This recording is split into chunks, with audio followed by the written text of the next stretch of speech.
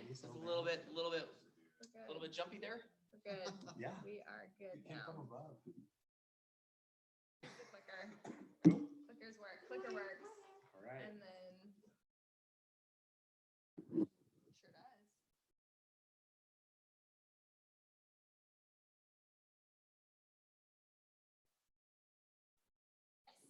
And they all know. They're not afraid of the mics anymore. We're not. No one is afraid of them. So yeah, please continue passing them.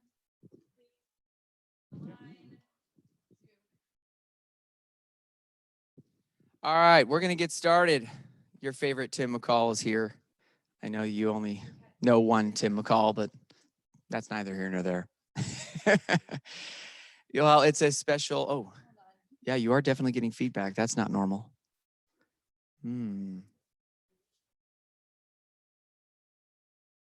Yeah, that fixed it, I think. Thank you. The amazing Nicole always comes through. Thank you. Oh, go ahead. Nicole's going to take it away for a second. Okay, so since today's the last session of Spark, we have decided, they can hear me. We have decided to, if you have attended 80% of these sessions, you get a free yard sign. So, yeah. Right. So if you've been coming and I've been making sure that you guys are all getting your credit for coming. If you have been watching them as recordings, then you do have to let me know that, or else I don't know, because we can't see the views on YouTube.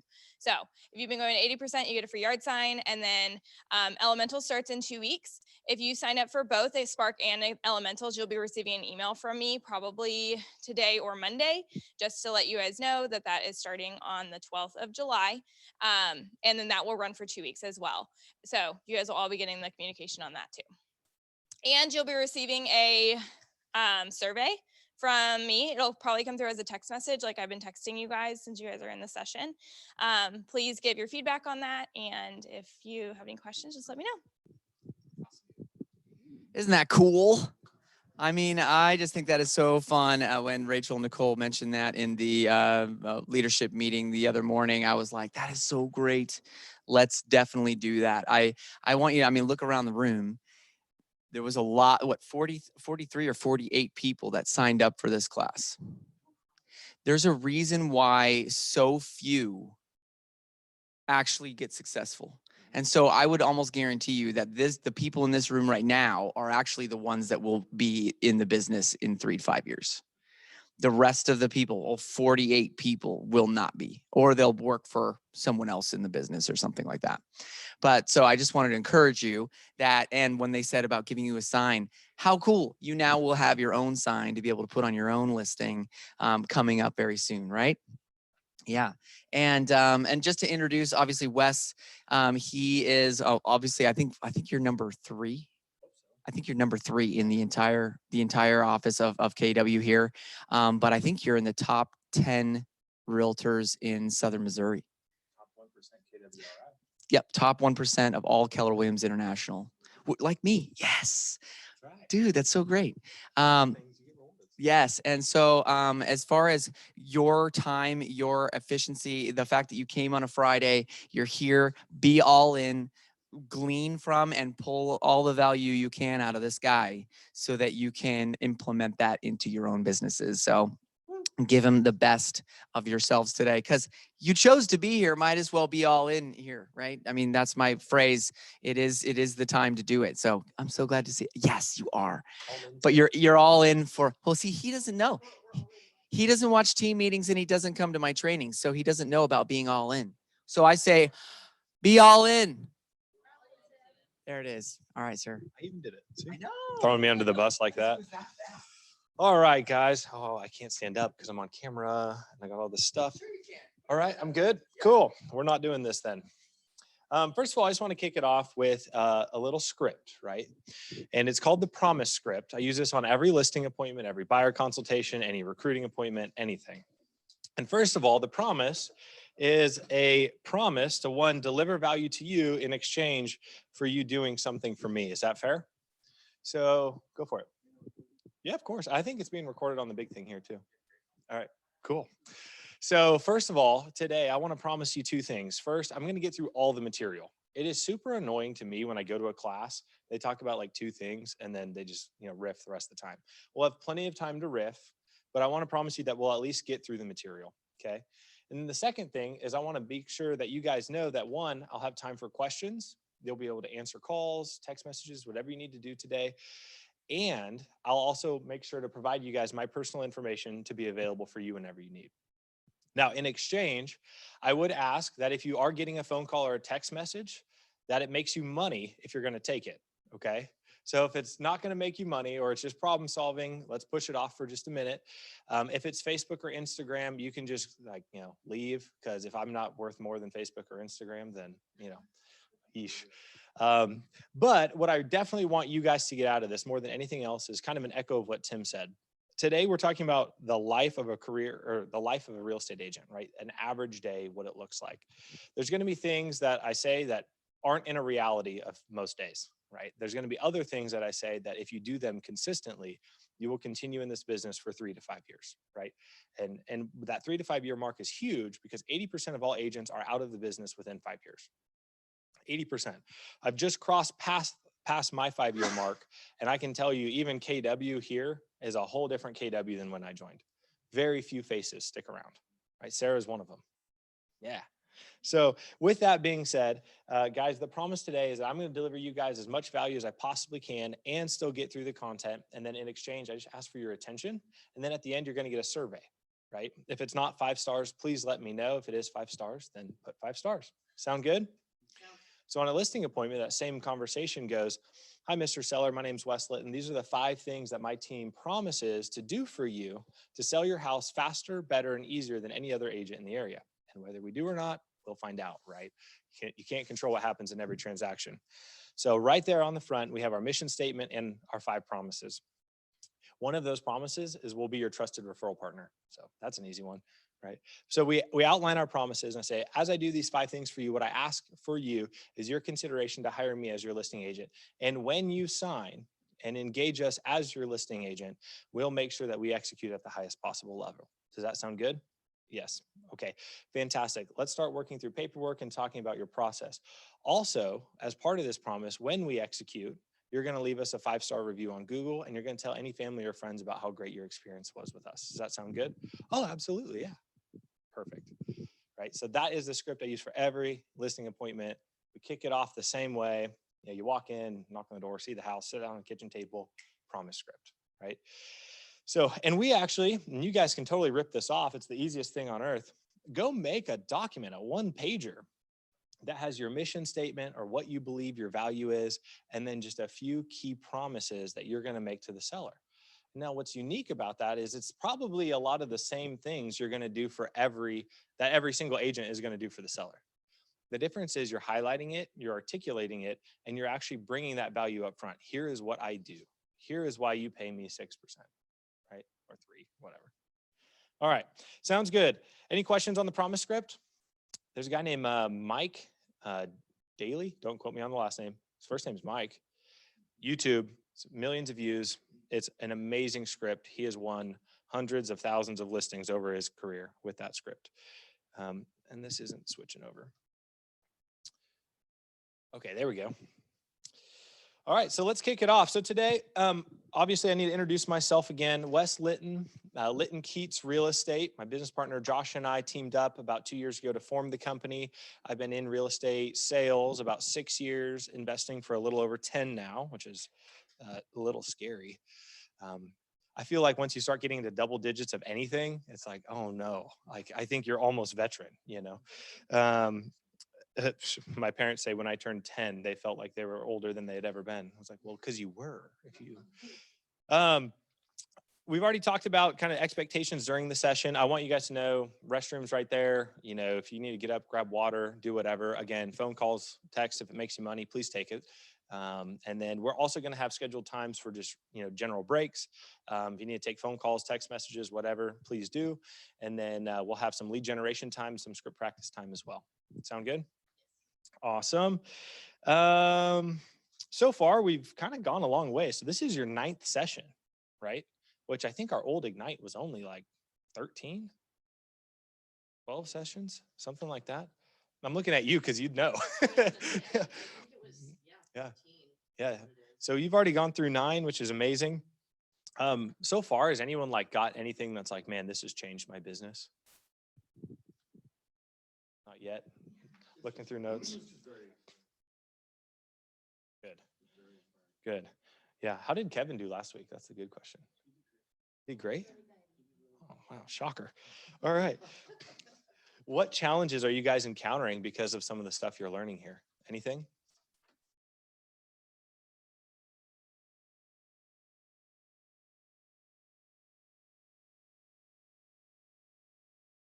Yeah. And not try to follow the. Yeah. This seems more fun. Yeah. Continuing to focus on the main points. That's hard. I'm there. I still struggle with that for sure. Yeah. Awesome. Okay. So here we are. Roadmap for today. Now let's just go ahead and jump into the slide you see in front of you. So first of all, the goal for our time here is just to figure out, what these things on the board mean and then how to implement them on the daily, right? So we have 2 sides of the coin. One is grow your business and the other is run your business. Now, another way you can think about it is you can work in your business or you can work on your business, right? So Dan Turkel uses a matrix. It's a 4-quadrant matrix about the urgent, non-urgent, important, and non-important. It's a Stephen Covey matrix. It's a fantastic way of looking through things. But the idea is you're categorizing your day, just like what's on the board here. You're categorizing your day based on what is most important or what will actually move the ball the furthest, right? And that's a, kind of football analogy that, essentially you have to get to the end zone. The problem with real estate is there's no end zone, right? We're just trying to make sales. And excuse me, I've been talking all morning, so I'm already losing my voice. But we're going to focus on, the 4 sides to growing our business: lead generate, make listing presentations, and of course, get the listing, make buyer presentations and get the buyer listing, and then preview real estate. On the run the business side, we'll be marketing the listings, showing houses, negotiating contracts, contract to close work, transaction management, vendor management. We'll be setting our goals, compliance and risk management, attending training and getting coaching. That is huge. And then of course, managing money. So if I had to ask you guys, what side of the business do you think moves the ball the furthest? What would you say? Yeah. Yeah. Right. And why is that? Does anyone have any guesses on why that is?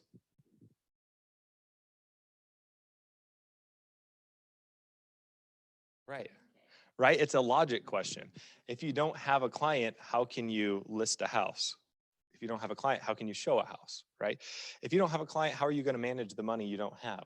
Right. So everything starts with the grow the business side. And so going to Sarah's point earlier, the challenge of maintaining a focus on the grow the business is the hardest thing in the world, because running the business wants to take over and eat in to actually growing the business.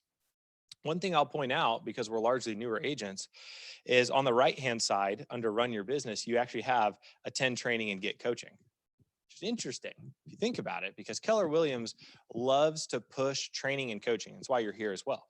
And it's extremely valuable. Do not get me wrong. And it also doesn't pay you, right? A lot of times you pay for it.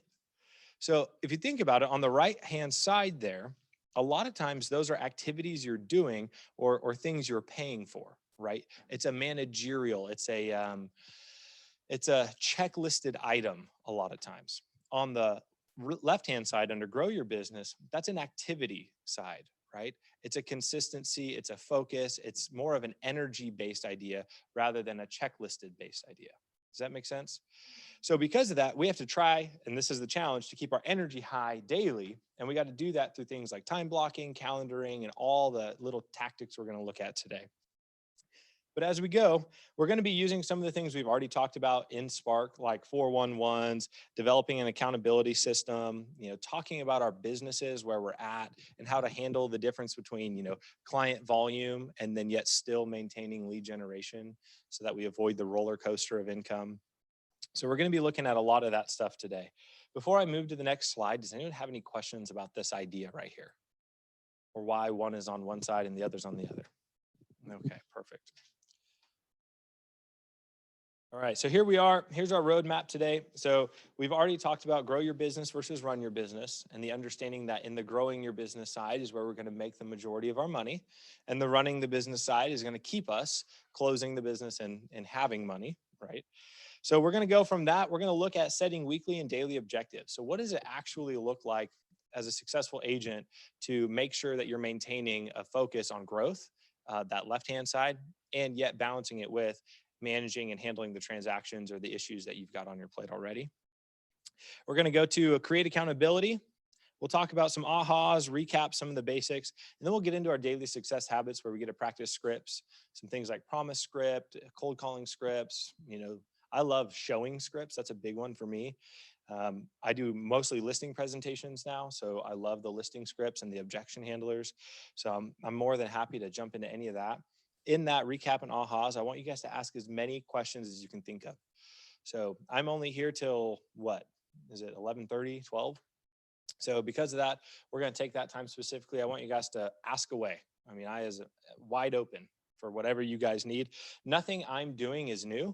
It's either taught by Keller Williams or ripped off from someone else at Keller Williams. So, you know, why not rip it off from me too, right? In fact, our contract to close checklist is a mixture of Carrie Prater's, Dan Holt, and Adam Grady's checklist. We just combined them all and made ours. So bad, but it worked, right? All right. And then we'll finish with those daily success habits again of that script practice role play. Looking at this quote from F.M. Alexander, if you haven't heard this quote yet inside of Keller Williams, just be prepared. You'll hate it in about 12 months, but you'll hear it so much, it'll kind of get rote to you. But people do not decide their futures. They decide their habits, and their habits decide their future, right? So let's break that down a little bit as we kind of digest through what we're talking about today. So first of all, I'm going to skip back. I don't know how I'm going to do this because this little slide deck's a little confusing. There we go. All right. So on the left-hand side here and grow your business, these are tasks that are habitual, right? They have to be time blocked. They're intentional. You have to get in the habit of doing them. The things on the right, they're reactionary. They're caused by the activities you did on the left. So going back to F.M. Alexander's quote, which do you guys have that in front of you? I don't have your page numbers on my material. It's the F.M. Alexander, people do not decide their habits. Doesn't look like you have it. Okay, let me skip back to that. So with this quote, if we don't just get to pick our future, right? We actually get to pick our daily habits. It looks like to me, based on this quote, that the things that we're doing daily and we're creating a habitual response to do them. In other words, you know, things like waking up, eating a breakfast. Like that is the hardest thing in the world for me, just to get food in my body in the morning. But the more I do it, the more my body wants it, right? So you train your body in that way. Same thing with lead generation. The more you do it, the more your business will want it. It'll become a part of you. Mark Stewart is a great example. I mean, that man is a lead generation machine. And for years and years in the business, he wakes up, hits the headset and goes for it, but he sees the end result, which is money, right? Or it's success, or it's time with his family, or whatever those things are. So in you deciding your habit, if you decide the wrong habit, you'll actually get the result you don't want for your future potentially, right? So let's say I want to be a big real estate agent. I want to sell a lot of homes. Well, if I decide to not make the habit of lead generation, I'd say I'd make the habit of, I don't know, sleeping in or just not lead generating. I don't know, whatever bad habit you want to input there, you'll get the result of that habit, right? We know habits take about 66 days to get ingrained in you, right? Which is why we have the 66-day challenges and all those things you see come out of like the one thing KW side of stuff.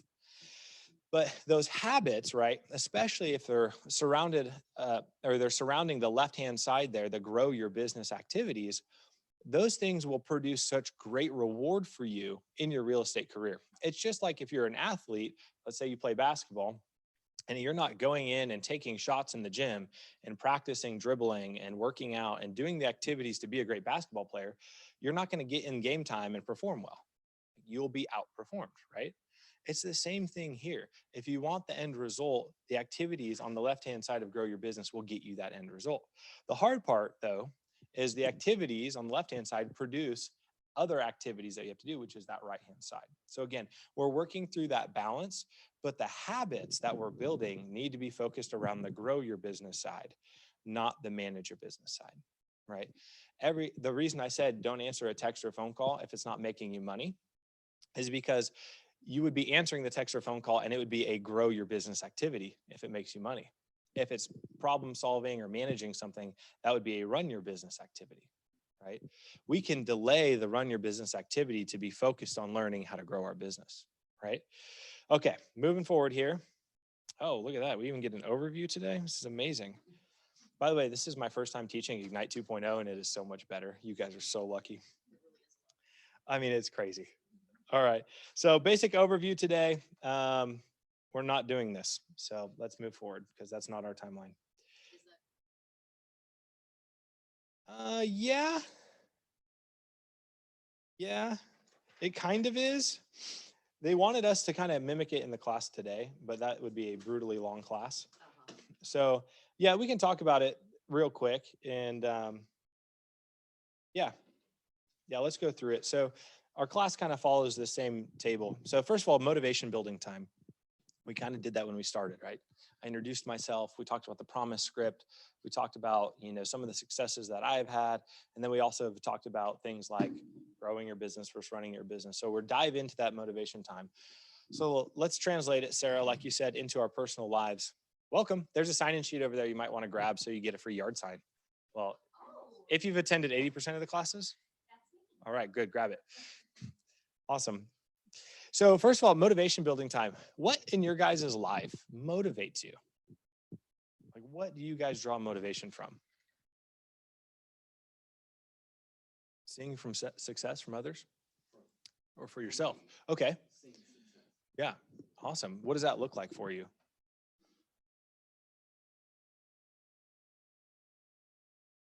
Yeah, absolutely. Good. Yeah. So getting motivated by looking at what you're already doing and the success that's coming from it. Love that. Absolutely. Yeah.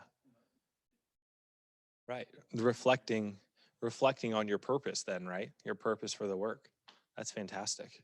Yeah. Wonderful. Anyone else? Money. Heck yeah. Money provides opportunities, right? In a nicer way. Yeah. No, but that's absolutely true because without money, it's very hard to take advantage of opportunities that you want in life or even maintain a standard of living that you might want or aspire to. Or, and I like this one the most, help others, right? It's really hard to give at a high level and really change people's stars without money. Now you can give time, energy, thoughts, prayers, all that kind of stuff. No doubt that's effective, but there's something to be said about writing a big check too, right? Yeah. What else do you guys have? Yeah, travel. Making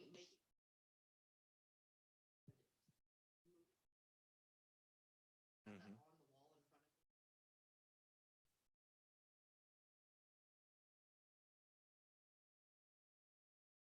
Yeah, I love that. I love that. So yeah, travel's huge because that's how my wife's motivated. She's motivated by stuff and travel, right? So like literally she'll be like, so what do we have to do in order to, get a new couch or whatever, and she will literally set her goals based on that. Now for her, it's hyper motivating. And you've met my wife. She stays at home with the kids and she's like, I don't really have a passion, but Wes, you got your thing. So lean into it, So she'll get like really tight on the budget in order to achieve like buying a new couch or whatever it is, or travel, right? So yeah, we go to Mexico in September, a trip that we would have never taken, but we had set the goal and we worked toward it, and it definitely did motivate us. On here, Maria says, my family and the goals that we have as a whole. I love that. Reflecting on the things that build you and push you to do the necessary activities. Real estate is not always fun. Can we agree? Like it's kind of sexy on the outside. Then you get in it and you're like, oh my gosh, I'd rather just pick up trash. Like this is horrible.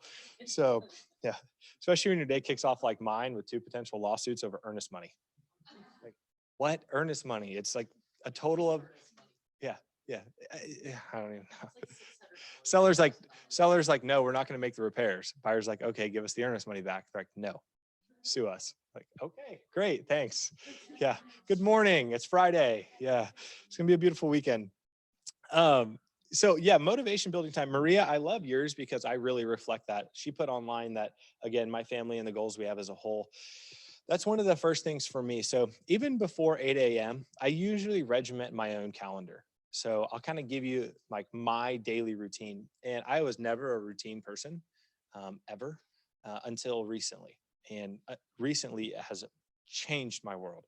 So, about 5-ish, 5:30 a.m., I'm up, but that required me going to bed around 10, right? No later than 10. If it's later than 10, there's no shot I'm waking up at 5:30, right? So I'm really, really diligent about being in bed by 10. Right before bed, I check my calendar and I look at all the big things I have going on the next day, right? And if it's something that's going to keep me awake or I'm thinking about it, I write it down. And it's just on a scrap piece of paper or whatever. Just get it out of my head, right? Then I typically can sleep. We have 2 puppies, so I wake up about midnight, let them out. And then I wake up at 5, let them out again. And I get about 20 to 30 minutes of kind of like my own quiet time, whether that's, devotional, prayer, just thoughts. Sometimes I just journal. And then I spend the next 30 minutes reading. And it's always some sort of a growth oriented book, whether it's spiritual or business or self-help, always doing something. So that takes me to about 6 to 6:30, depending on how invested I get in the book, right? At that point, I go and I pack for my day. And I'll put on my gym clothes. I'll pack for my day. My kids are usually still asleep, so I'll kiss them and I leave. I go to the gym and I work out. I change, clean up at the gym, and I'm back at the office generally around 9 o'clock. In between about 8 o'clock when I finish and clean up for the workout and 9 o'clock, I go try to find some kind of food that I'm actually motivated to eat, or I'll run some kind of an errand, right? So whether that's I'm going to a big client and I'm going to drop off a gift, I'm going to schedule a coffee maybe in there with someone. I'm going to do something that both fills me up, is also maybe gratitude oriented, or is literally like just get some food in your body, right? Because again, I struggle with that. So what was unique though is that morning structure right there was actually born out of some pretty uncomfortable results in my personal life. So when we had our first child, she's 4 now, I gained 25 pounds. When we had our second, I gained an additional 25 pounds. I had a doctor's appointment in between there, and he was like, you don't look like it because you're tall, but you are significantly overweight for your age. I was like, oh my gosh, I'm like, no one has ever said that to me. I played college sports, like that wasn't a thing. So I had to go on this journey of change, right? So kind of like what Maria alludes to here. Yeah, Christian says sounds like the Miracle Morning. Yep, kind of like the Miracle Morning in a sense. Kind of ripped some of it off of that book. But like Maria said here is like, you have a goal and you want to achieve it, those early morning hours are the best time to focus yourself around that goal mentally or to do some of those activities. Now in real estate, as you see here, 8:30 to 11:30, it's really hard to call someone at 5:30 a.m. and get a positive response, right? The problem is though, they're all awake now at like 8:30 too. So all your problems start filtering in. All the run the business issues start coming in 8 a.m. I don't know about you guys. I'll wake up and be like, and nothing. It's just dead silent. I'll get out of the gym. There'll be like 20 text messages. I don't want this, right? So you kind of have to push that aside and focus on the daily success habits of lead generation and follow-up, right? Lead generation and follow-up does not have to take a long time. It does not have to be cold calling. It does not have to be, buying Facebook leads like we talked about earlier. I mean, it can be any activity that brings you closer to another potential buyer or seller, right? So I'm very largely SOI or sphere of influence based business. We've got, I think 70% runs just through our SOI, right? And of that 70%, I would say almost 20% of it is the same 5 customers. Just people who control multiple pieces of real estate, buy and sell and invest and build and all that kind of stuff. So I know for me, the easiest way to lead generate is to focus on someone who has deals in multiples, or I can further a relationship with someone who knows someone who might need to buy or sell. That's why early morning, I love to grab a coffee with someone. It's such a simple, easy task, right? Or, your lead generation can be, reconnecting with your sphere through, I use mass texting a lot. I mean, this sounds really weird, but I just script it really well. And so in our database, I'll just go in and select who I want to talk to that day. And I'll just send a mass text that just says, want to play golf next week? That's it. Most people say no because golf takes forever and most people hate it. You know, I'm horrible, but I enjoy it. Right. So I know if I text 20 people, you want to play golf, most of them are going to say no. Like, I'm busy next week, or I might even pick like the next day. You want to play golf tomorrow morning? You know, most of the time everyone's like, no, no shot. I'm not sacrificing, 4 hours. But the idea behind that is I made a one-to-one connection with someone. It shows I'm thinking of them, even though it was a mass text, right? So you can play some games like that that create relationship and get a conversation going, even through text. I even text people who aren't in my database. So we'll pull tax records for a neighborhood that a buyer's looking for, right? We'll scrub it against the do not call list, and we'll actually just send text messages to them direct from your phone. It is the easiest thing on earth. You don't have the cold call fear. It's a copy and paste text message. Hey, do you still own a house in Glendale Terraces? We have a buyer who's interested in that area. Would you consider selling? And then sign off West Litton KW. Then under that, I say, if you're currently working with a realtor, this is not intended as a solicitation. Please give me your realtor's name and phone number and I'll reach out, right? And then just start sending that text message off. And it's the easiest lead generation of all time. And it lands us 10 listing appointments a year guaranteed. Like so easy. So that's what we're doing early morning, right? We're knocking out those intentional focuses around lead generation. And then follow-up's another one, right? If you guys aren't using some version of a CRM, whether it's Command or, I don't even care, an Excel spreadsheet, please start using something to give you some kind of a reminder to follow up with people. I can't tell you how many deals I've lost from lack of follow-up. If my follow-up game was better, I probably could close another 20%, in my business. And I write it down on a piece of paper. And if I don't hand it to Sam, my assistant, it's gone. Right. But isn't that the reality for all of us though? Because you get going on running your business and it's gone. Right.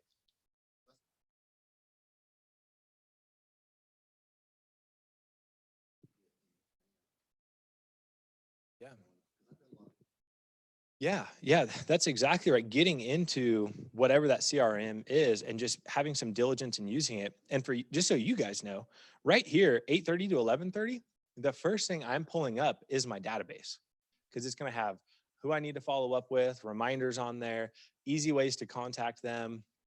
It'll show me, have they been using our website for home searches?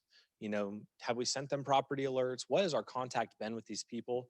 I know in Command and in the one I use, I can sort by last touch too.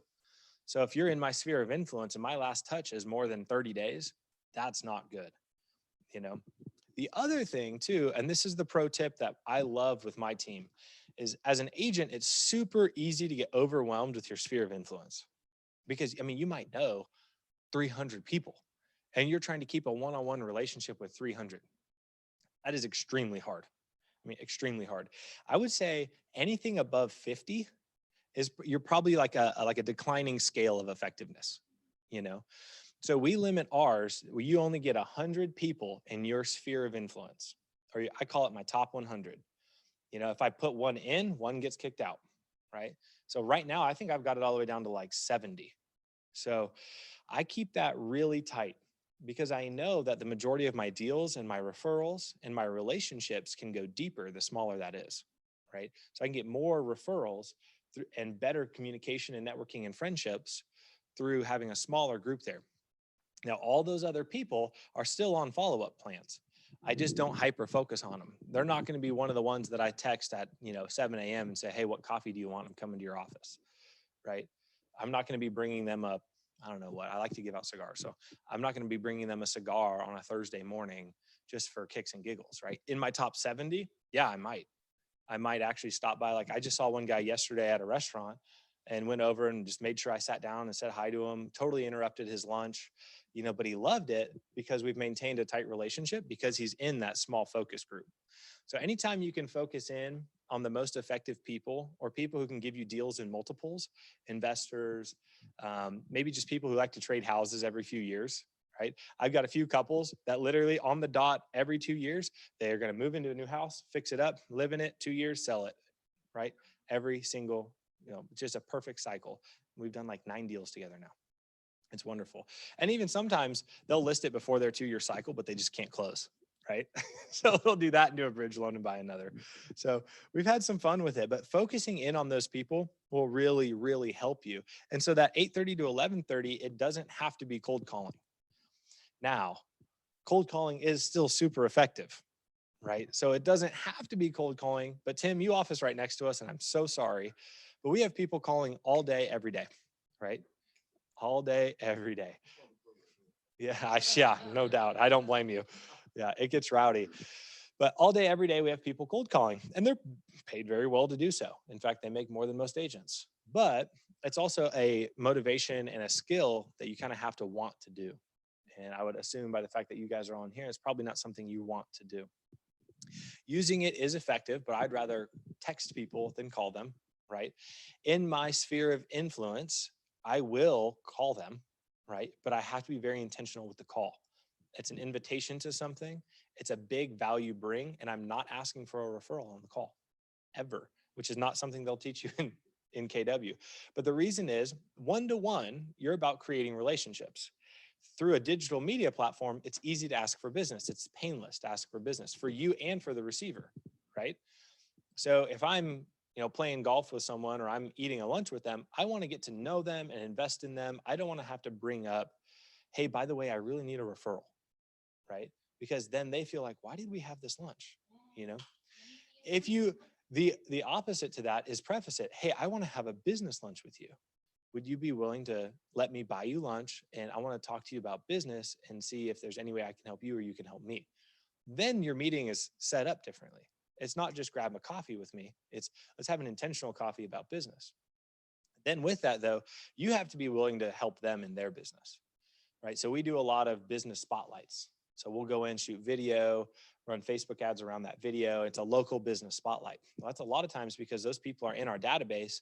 We have a relationship with them and we go, hey, we want to have a business lunch with you. We want to figure out how we can get more customers from the people you know, how you can get more customers and views from the people we know, right? That's an intentional side. Going, hey, let's go grab lunch and then bombarding them with I need business, just not the right way to do things, All right, so 8:30 to 11:30, I love that. Lunch, every time you have lunch, that is not, I packed it and I ate it here at the office, it needs to be with a potential customer, right? It's just, that's the rule of thumb. And it doesn't have to be anything wild. Most people don't eat a big lunch. It can be, like Ocean's End has like a $9 lunch menu. I'm happy to spend $9 on a potential client or a current client. No problem. So every single day I'm trying to have an intentional lunch. One of the things you guys can do with that is take another agent who's maybe just ahead of the game a little bit, take them out to lunch, or a vendor or whatever, anyone that has any sort of value that you can get from them. You don't have to buy the agent's lunch. You don't have to buy the vendor's lunch, right? But if it's a customer, I'd recommend spending the $9 or $10 to buy their lunch, right? So be very intentional about that lunch. That has made me more money than pretty much any activity, and you get to eat. So that's fun. You'll notice after that, we kind of, and I don't know about you guys, after I eat, I'm like, look, I need a nap. I'm like, I don't even care about anything. It's 90 degrees outside. You walk in the office, it's like 102, I don't want to be here.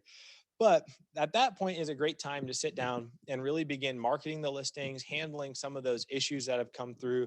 If you have to negotiate some sort of a contract, those always seem so urgent in this market. And a lot of times they're not. We put that urgency on ourselves a lot of times. Attend trainings, that sort of thing. If the training is or in the morning, you just replace things. So if we're moving our 12:30 block, to the 8:30 block, then that 8:30 block needs to take the place of the 12:30, right? So when we leave here or later in this session, we'd go back and we'd do some lead generating. We'd, get in touch with the people we need to be in touch with and all that kind of stuff. I don't blame you. I've been coughing nonstop. It's the mold count. It's extremely high. Yeah, I'm with you. No, I'm like sitting here. I mean, I literally, before this started, I almost lost a lung. So I ran out there and I got a tea from, that's what I'm saying. That's what I'm saying. All right. So the cool thing about all of these activities is the timing actually depends on you and your schedule and your needs, right? So you don't have to follow this to a T. These are just the pieces of the puzzle that we ideally arrange them in, right? If you have something that needs to be inserted, you got to pick up a kid from school, you got to go to the doctor, whatever, that's absolutely fine. We just get to rearrange the puzzle, right? So these are the basics. Run the business activities and grow the business activities. I like this one, 2:30 to 4:30. I don't know about you guys, but the best time for an appointment for me is right about 3 o'clock, because I'm out of that sleepy stage. I've probably had another energy drink, probably should get off those, and I'm like ready to go. So like today I have a 2:30 listing appointment, and I know another team here in this office has gone on the appointment already, and I'm going to blow it up, right? And I'm so excited about it. But I make sure to try to plan my appointments in the 2:30 to like 5 range. I don't ever want to be home after 6 o'clock if I don't have to be. Sometimes you have to be, but getting home after 6, I've got 2 little girls. Like that's just something that's not negotiable. And if you remember in the mornings, a lot of times I'm leaving before they're awake. So then when I'm hitting home, if I don't have anything in that 2:30 to 4:30 block, I'll find something to do. But about 4, I'm out. Like I don't want to be here unless I have an appointment. I want my intentional time with my family, because that's like the most important thing to me, right? Go for it.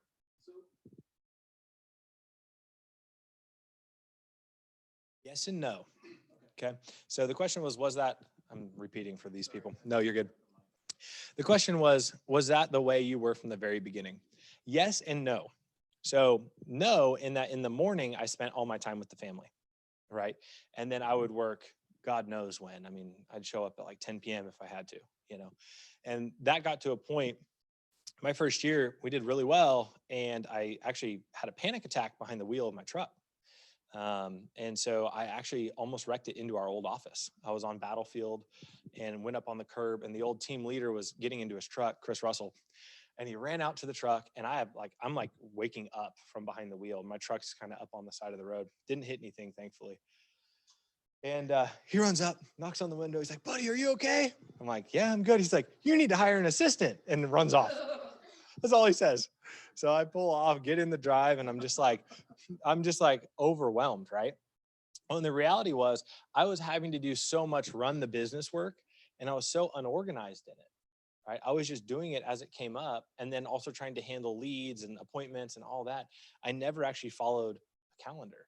So I actually led myself into a panic attack. And then 2 months later, I got shingles, and I couldn't, and we had a newborn too at that time. So with a newborn and shingles, you can't make contact.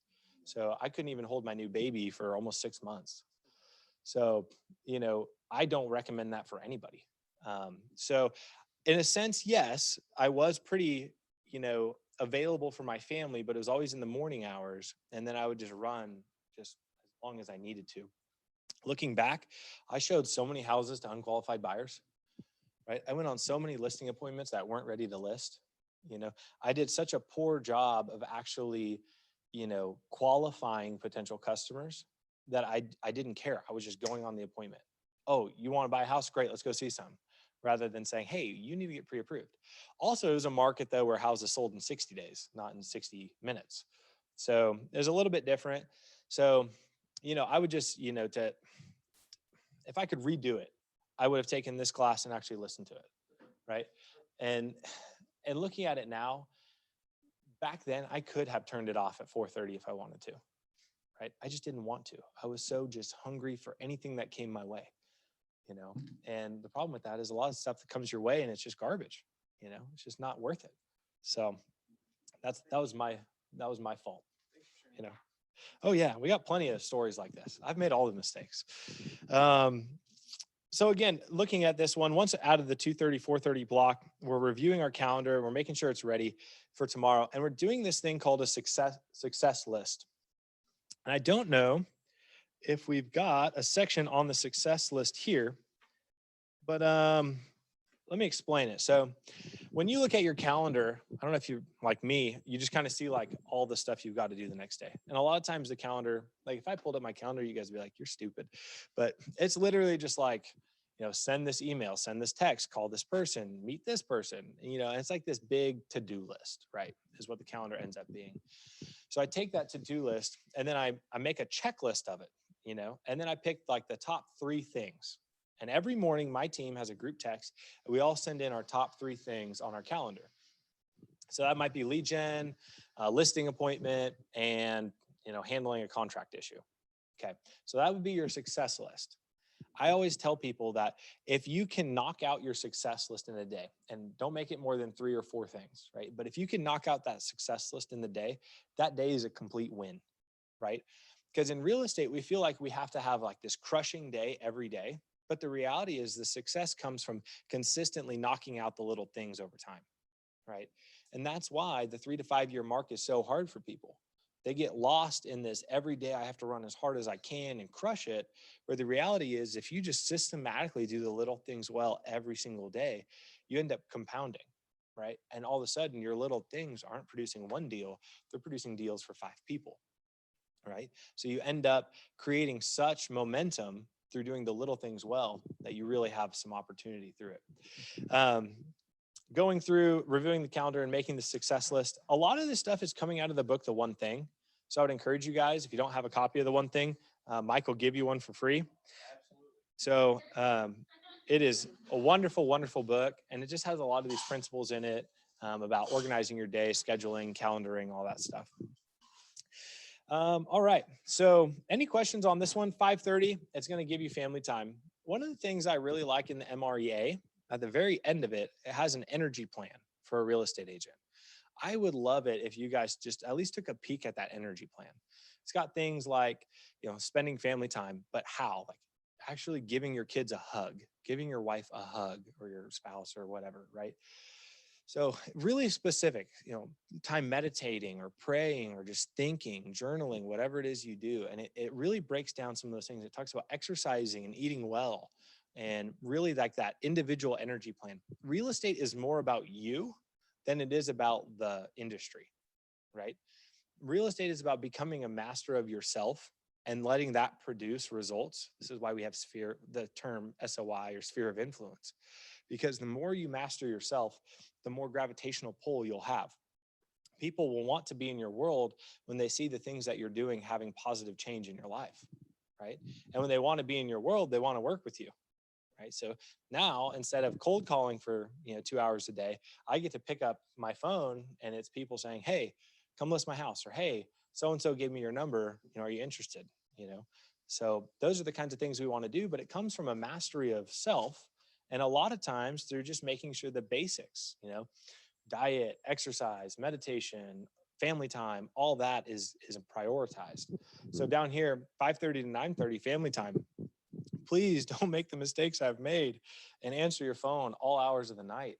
I mean, it's just not worth it, If you're winning an offer, great, but tell your family, hey, I've got to win this offer, or hey, we've got 13 offers on this listing we just put up and I got to sort through it all. Like disclose that to them and then make that time up. Like I said, if you move one of these blocks, it needs to be replaced.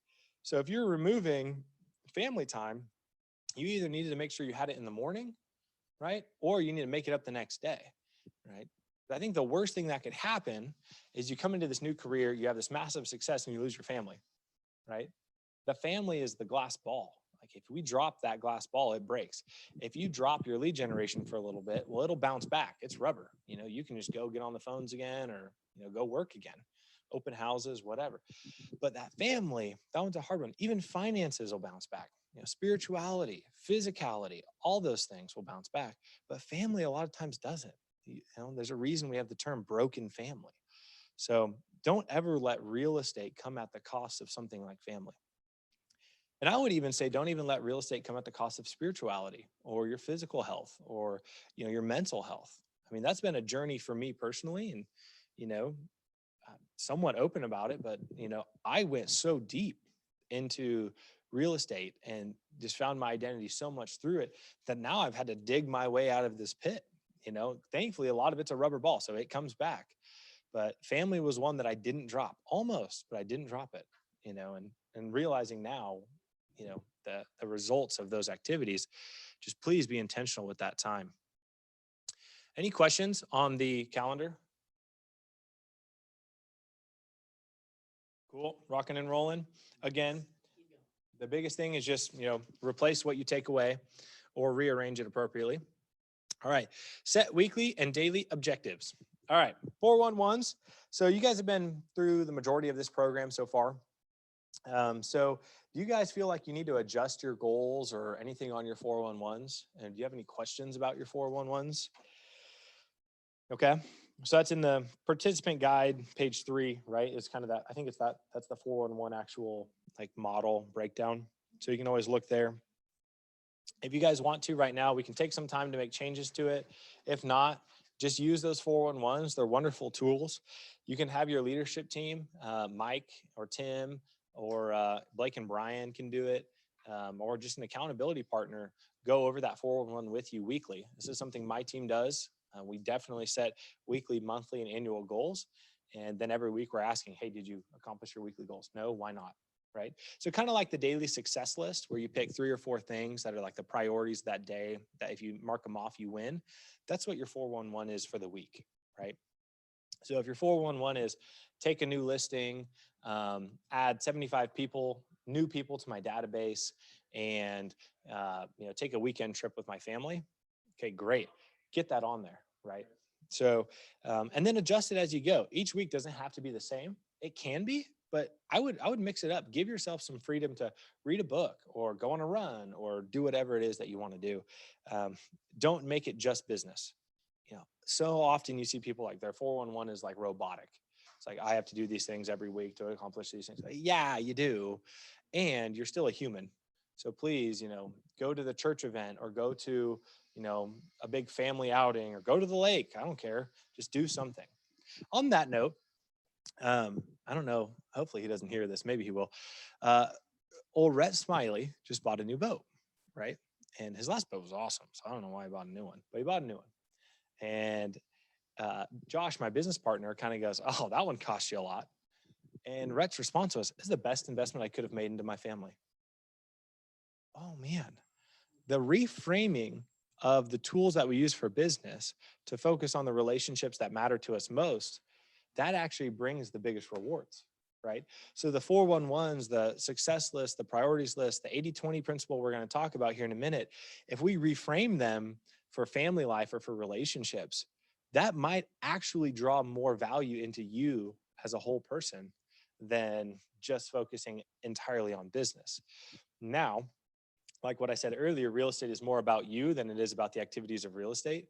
If you marry them and you're focused both on family and on business as an individual agent, that might be a huge, huge recipe for success. I know it has been lately in my life.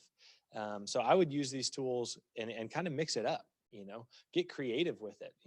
I know for me, just getting a date night's hard with 2 kids. We don't have like a set babysitter. So if I can put on my 411 that I have to find a babysitter, and my accountability partner is like, hey, you need to find a babysitter. And we put pain around it. If you don't do it, what happens? Sometimes it's money. Sometimes it's, you have to run a 5K or I don't know what, you have to give yourself a sunburn, just have fun with it. But we'll actually put pain around it. So I don't like to lose money and I'm very competitive. So when it becomes a competition, I really want to get it done. So I would encourage you guys to do the same, especially when it's stuff like get a date night. That's, not usually on the forefront of your mind when you're lead generating and trying to grow a business, All right, let's commit to the 80-20 principle. Have you guys heard about this principle yet? Have we talked about it in Ignite already? Perfect. So I've got like 2 pages on it. So you're going to hear it again. Oh boy. All right. So the Pareto principle or 80-20 rule, obviously you know what it is. 20% of your effort results brings 80% of your results. So going back to the SOI, right? And you were like a big, like, yes, don't be a jerk with your SOI, right? So for me, that is my entire focus. So right now, we do run a team model. So any internet lead or any incoming referral to the team, if it's not in my SOI, I don't work with them right now. So we have agents that will handle those leads. Right now, when I started, obviously we didn't have that. And it was just me doing everything. But what I found was that the 20% effort, that was my SOI. It was the people that I knew, that they knew me, and we loved each other, and we had a relationship, and maybe I'd neglected that relationship, and I just needed to go invest in that person and build it up again, right? Or meet new people. So I found for me that 20% for me specifically was just meeting people, right? Learning about them, engaging them. Sarah, you do a wonderful job with community activism and community politics. I mean, my goodness, like you can find your thing. So for Kevin, who taught last week, it's golf. He's a phenomenal golfer. So he was like, man, I really want a country club membership, but it's so expensive. So we did the math. Like, okay, how many deals specifically from that country club with those kinds of people would you need to pay for your, annual dues and initiation, all that? Did the math. He needed a third of a deal, right? A third of one deal, right? For an entire year to justify that expense. Okay, so fast forward, he's been there 2 months and he's got 3 deals. Like, oh my goodness. And he gets to go play golf, and call it work. Like, oh my gosh, it sounds perfect, right? And so, for instance, for my wife, she's stay at home, but one of her big focuses right now is generating new friendships and investing deeply into those friendships. So, okay, you're stay-at-home mom. How do you do that? So her 20% of her day right now to accomplish that goal is just being intentional around connecting with people in her life. So she spends a lot of time on Instagram, focusing on local people who are in a similar stage of life than her, and then creating a relationship digitally and trying to bring that to like a play date or something like that and making a new friend. Pretty interesting. Maybe. I don't know. You do? What ages? Okay, yeah, you guys need a play date, that's for sure. Oh, well, I'm super jealous of her because she's going to the pool. Like, they're at the pool right now. I'm like, what is this? Yep. Yep. So many. Yeah. And so it doesn't really matter like what your thing is. Like for me, I'm not getting my girls to Wonders of Wildlife and meeting people, right? Like I just would not get business that way. Yet you might, right? So everyone's going to be different. And that's the beautiful thing. Tim, you worked in corrections for years. We have a mutual friend in Peter Wall. Yeah. Yeah, so I've known Peter for years. I'm like, Peter, hey, you want to sell your house? And he's like, well, Tim just got into real estate. I'm like, dang it, Peter, come on, man. Which, yeah, no, do it. Please do. He's wonderful, wonderful guy. Yeah. So, but I mean, everyone comes from such a diverse background. And even if you don't know someone in town, just start plugging into the things you love to do and you will meet people. And if you don't like people, real estate might not be the gig, right? This direct sales might not be the gig. So looking at this again, one of the things that's so cool about the 80-20 rule is what it affords you. So if 20% of your day produces 80% of your activities, logically then 80% of your day is only producing 20% of your results, right? So in other words, you can flip-flop this. So 80% of what you're doing in the day is only producing 20%. So what if you didn't do the 80%? Or what if you just did like what was necessary to finish your business? You'd have so much time. And then you could go take your kids to Wonders of Wildlife, or you could do whatever. You could build out the website that you've been saying, I'm going to build my agent site out. You could finally do some of that. You could read a book. Man, that just sounds so nice not to read a book at 3 or not 3 a.m., 5 a.m. So it goes both ways. So looking at your big rocks, then the 20% effort, that's the stuff that is going to grow your business, right? So those grow your business activities fit in that 20% perfectly. And the best part about it is you can do them in a fun way.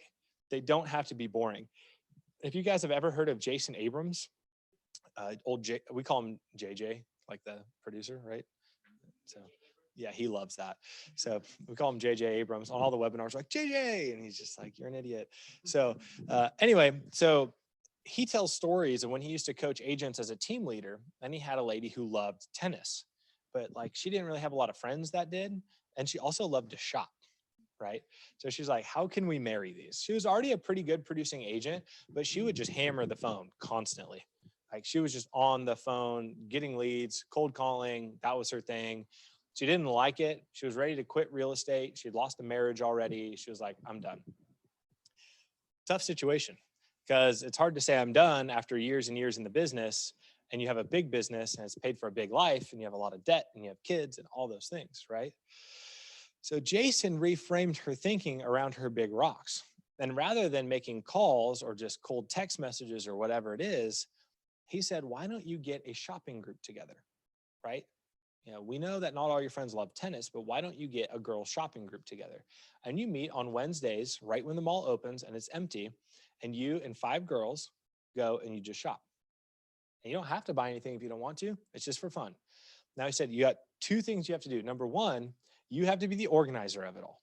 So you have to be the epicenter of getting everyone together. right? You have to be the magnet. And then number two, you have to at least make sure that if they need something, if they need, you know, they lost their credit card or whatever, like you're there to be the one to help them. Like, oh, I can't make it. Why can't you make it? Great, I'll pick you up, right? Whatever it is, you're that connector. And then as it grows, she ends up, buying them all personal shopping bags with her little real estate logo on it, but like really cute, right? And then shoes. So they would meet early and they'd walk them all and then they'd shop together, and it just kind of grew into this thing where people were then paying to join her shopping team, right? And one of the things is in the group on Facebook, if you wanted to join, do you have a real estate agent? No. Are you interested in selling your home? Yes or no. Would you be interested in meeting with a real estate agent one-on-one? Those are the qualifying questions to get in the Facebook group. Once you're in, she calls you directly. She has all your information. She knows if you're interested in real estate, and she's the whole magnet. The whole thing holds together for her. And then she duplicated it for tennis because that group grew big enough to where she found a few people who wanted to play tennis.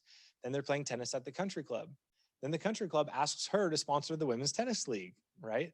Her business exploded through doing stuff she loved, right? So yes, we have to lead generate. Yes, we use command. Yes, we do all these things.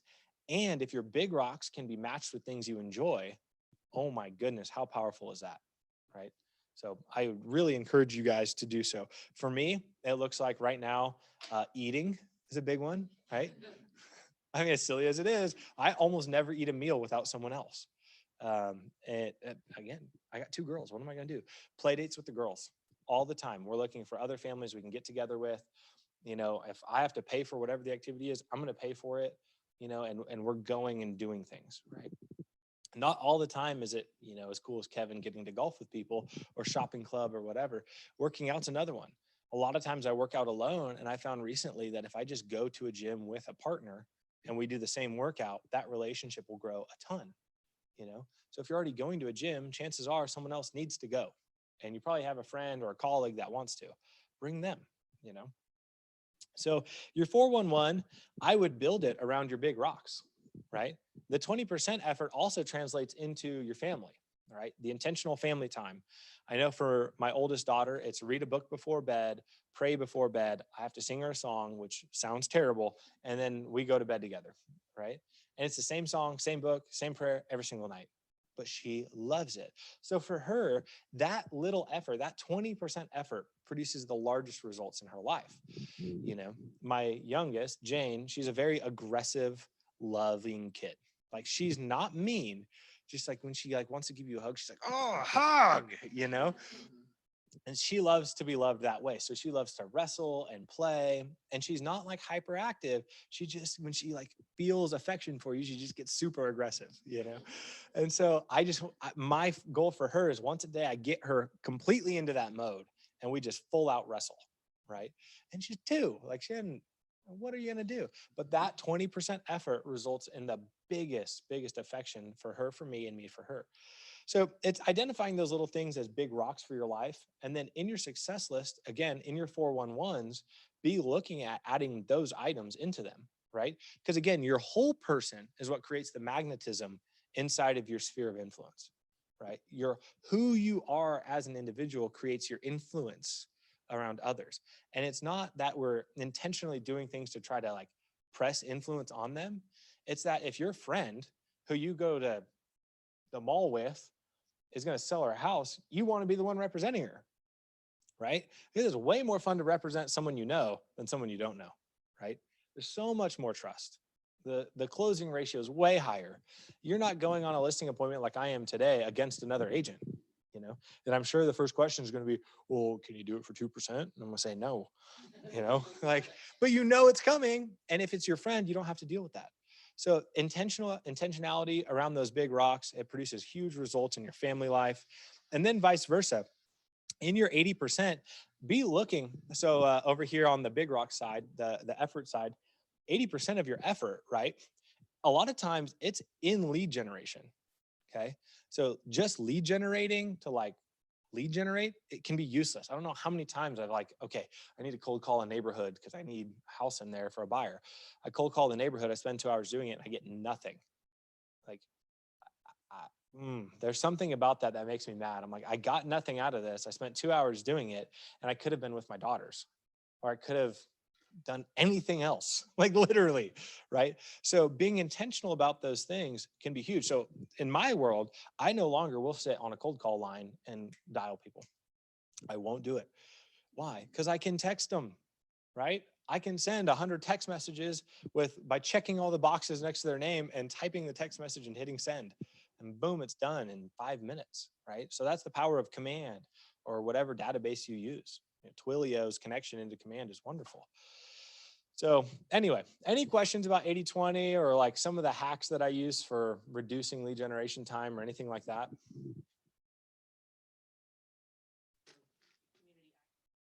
Yeah. Like social groups. Yeah. I just went to the neighborhood. Yeah. I said, you know what, here. Let's do it. So, So easy. yeah, well, and I'm helping.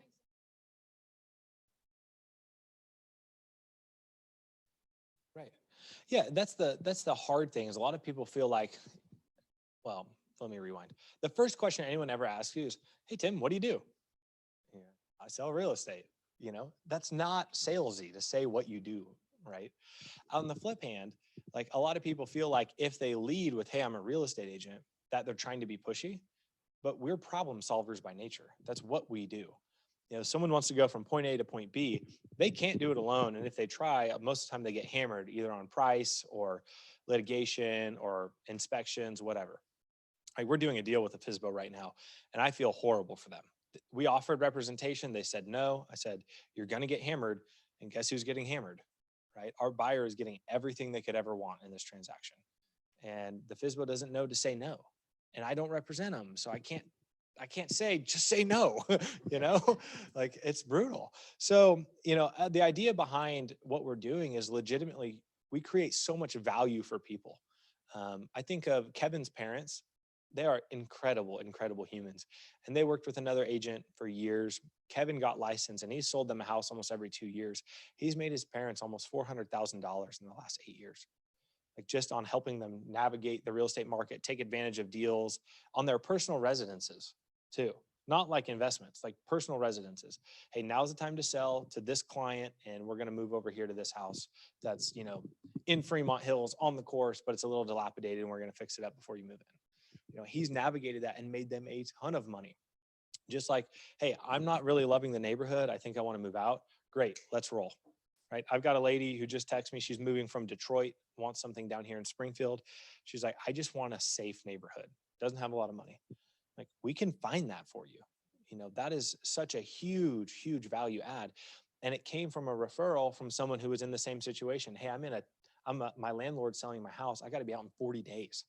I'm like, 40 days? Like, are you kidding me? $120,000 budget.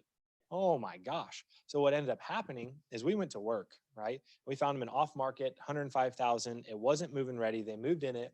They were a little bit handy. They fixed it up. They've got like 40 grand in equity. So they go from renting to 40 grand in equity in a year and a half. They're happy as clams. And now he's referring deals to us because we knew how to solve the problem. That's what we do for people. Right. And so then you being a whole person, you being creative around your lead generation and being plugged into the community and all this stuff, that magnetism, it just brings more and more your way. So Sarah, great job on that for sure. Anything else, guys? Moving on. Okay. So this says set your objectives. Do we want to do this one? Yeah, we want to do this one. Okay, so turn to page 5 in your little guide. I think you actually have something that looks like this, at least kind of. Let me see your guide. I wish I had one of these. Well, that's not it at all, is it? You guys see this wheel anywhere there? Okay, cool, perfect. So this does not correlate at all to the guide you have in front of you. Okay, so this is the set your objectives activity. I don't know if you see it in front of you. It might be the schedule there, but basically it's taking our 411 that has these weekly goals and then translating them into daily tasks, right? So when we're developing our daily tasks or our success list, what we're going to do is focusing on how do we actually measure progress. Like, what are the activities we're doing that are measurable that are going to lead us toward that weekly goal, especially the weekly goal on your 411 that you picked, right?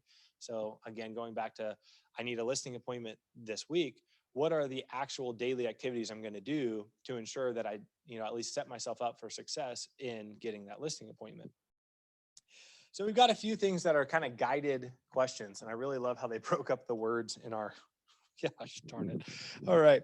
So the first one is identifiable. Like, do you actually have an identified goal on your 411? So one, is the goal identifiable? Can it be tracked and say, hey, we completed it, right? So if it's just, build a bigger business, okay, how do you actually track that, right? So the first one is identifiable, and second is metric driven. So how will you measure the progress toward it, and how do you know when you've hit it, right? So it has to be able to be put down as like some version of a number. So if it's take one listing appointment this week, that's a very measurable, attainable goal, right? I know I've accomplished this when I take the one listing appointment. And moving backwards from it, we can identify the activities that'll lead us to it. And those are going to be based on certain metrics. I need to meet X amount of people. I need to attend X amount of meetings. I need to make phone calls. I need to send text messages, Facebook posts, all the things we do. Attainable. Do you actually have the correct systems and tools in place to set up for success? So, okay, I want to take the listing appointment. Is it something I can actually do based upon the systems, the tools, the people in my world, right? I would say yes if you're at KW, because command turns on in 2 seconds, right? Hey, Josh. So, and the last one is purposeful. Is the goal actually in alignment with what you're wanting to accomplish? So, if the goal is take a listing appointment, I would assume as a real estate agent that is. But if the goal is, I don't know what. I don't even know why you'd put a goal. Be happy. Right. Yeah. How do you measure it? Is it in alignment with growing a big real estate business? Like, it's like, yeah, it is. And how, right? So there's a few tricks there that we got to look. And then timely, when will the goal need to be accomplished? So every day we're going to be looking at these things. And so we're going to put them on our calendars and that kind of stuff. So we'll use the 411, then we're going to translate them here through kind of this cycle. And then we're going to start putting them on our actual calendars, putting those activities on the calendar. So you guys all use Google Calendar, right? Okay. So Josh can attest to this. We didn't really use Google Calendar very well when we started. We just kind of did whatever we felt like. Text calendar. Yeah. Just look through all your texts to figure out what you need to do next. Yeah. It's not a good way of doing business. But the Google Calendar is a wonderful thing. You can set reminders. You can set reminders through notification, through email, through text message, whatever. And using it at a high level and putting those big rocks on it. So you've gone through your 411, you've identified the goals, you've translated them into action steps that are measurable. Now we're going to put those action steps actually on the calendar. So like we looked at last time as an example of how to organize the calendar, you can put it on yours however you want. So I know for me, like my lead generation time is usually 10 to 11, right? I can get a ton done in that 1 hour block that will usually produce enough to sustain my own lead generation. You all right, Nicole? Oh, okay. I thought you were going to scold me for doing something wrong. So on the calendar, we're going to do a few things first. Number one, we always time block. And by time block, I mean put something on the calendar, right? And so when you have something on the calendar, you can't put anything else there because you already have something on the calendar, okay? So that's time blocking, like blocking other things out. Number one, we always time block vacations first. First thing. So if you've booked a vacation or you're thinking about booking one, or you just want to take one, put it on the calendar. First things first, block out those entire days. You have to have that time to recharge and rest and then get back to it, right? Real estate will burn you out. We know this, and it'll burn you out fast. The second thing you're going to do is you're going to time block family and friends time, right? We know that family and friends are glass balls. Relationships are glass balls. So we are going to block that out next. So if that means, Sunday morning church with the family or the afternoon times, whatever it is, get it on the calendar, obey it, do it, right? And again, if you're going to move a time block, you have to move it somewhere else. You have to replace that time. You can't just delete it. That's the rule. So if it's on the calendar, it's on the calendar. You move it, you don't delete it, okay? Then we're going to be time blocking our big rocks. So the big rocks are going to include things like lead generation, lead follow-up, getting into command, right? That'd be a huge portion of our lead generation. I know we're doing video stuff now, is really popular. If you need to like set up Facebook ad campaigns, basically any marketing or lead generation activities that you need to do, whether that's, you know, SOI based or, you know, internet leads or just setting up your CRM. You know, we're going to time block those big rocks, essentially copying a version of that calendar from earlier, right? Now, rather than on your calendar, it just saying like lead follow-up block, right? What I would recommend we do is go in there and put in exactly what we're following up with.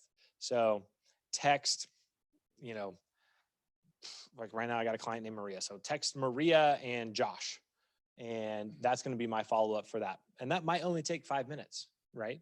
But it's still going to go on the calendar. Or if you have like a follow-up list that you need to do from your command, I'll put in there follow up from reminders on command, right? Or follow up task list or accomplished task list or whatever you need to do. You know, compliance block. That's a fun one. Who loves compliance? Not me. So put compliance on there. Yeah, what is compliance? We don't know, right? They all signed the contract the way it stands. Why do we need to comply it? Anyway, go ahead and block that on there, that clean up the paperwork time, or the intentional shoot a couple videos, or set up a new Facebook ad campaign. Be clear about the time block on the calendar. If it's a recurring time block, that's great, but go in the day before and edit it and say, hey, I need to call Joey and Stevie and Susie and Bart, right? Then when you get to that time block, guess what? You know what you need to do. Then you can knock it out, and maybe it won't take the whole block. And then you can move to your next one. You can accelerate your day that way sometimes, right? Or maybe you can just have a longer lunch with a client, have fun with that. So there's a lot of opportunities there. But what we're going to do is we're going to put those big rocks as they correlate to our 411. So the things that are actually going to move us forward to attaining the goal, those have to get on the calendar. So it's vacations, it's family, friends, then it's big rocks. And then everything else that gets infilled is going to be on that right side. It's all the run your business stuff, right? One thing that I would recommend, just especially as a new agent, is don't get caught up in the fact that like, you know, oh my gosh, I didn't get a client today. I've got to work as hard as I absolutely can to get the client today, right? That is important to get clients, obviously. But if you're consistently doing the activities, that will lead to clients, right? So when you set your priorities list, don't put on there, get one new client. Put on there, you know, text 200 people or whatever it is. Does that make sense? Okay. See if that brings me back. All right, cool. Any questions about the actual time blocking on the calendars? Cool, pretty straightforward. All right, create accountability. Let's take a break. Can we take a break? All right, let's do 10 minutes, come back at 11.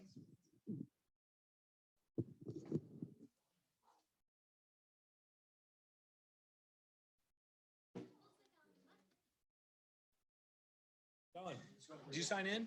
I was online. Oh, cool. Oh, good. Nice to meet you.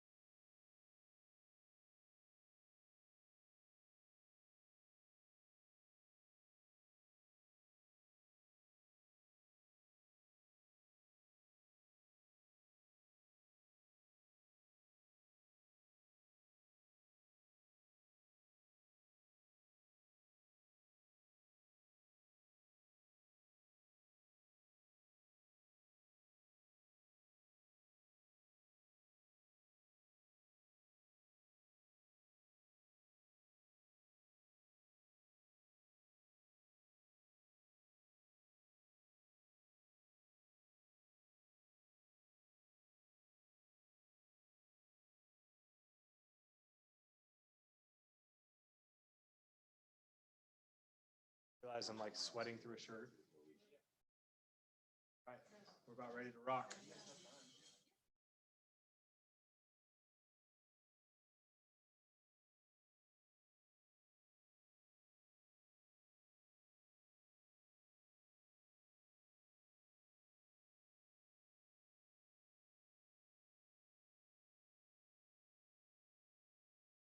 Fun one for you guys. Just got a text from a potential buyer.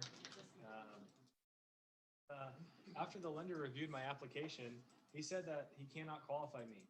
Apparently,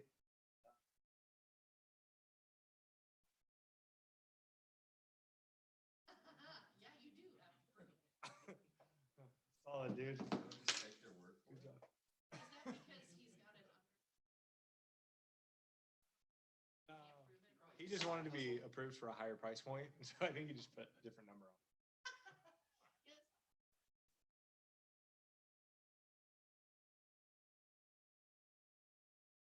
Gotta love buyers. That's neat.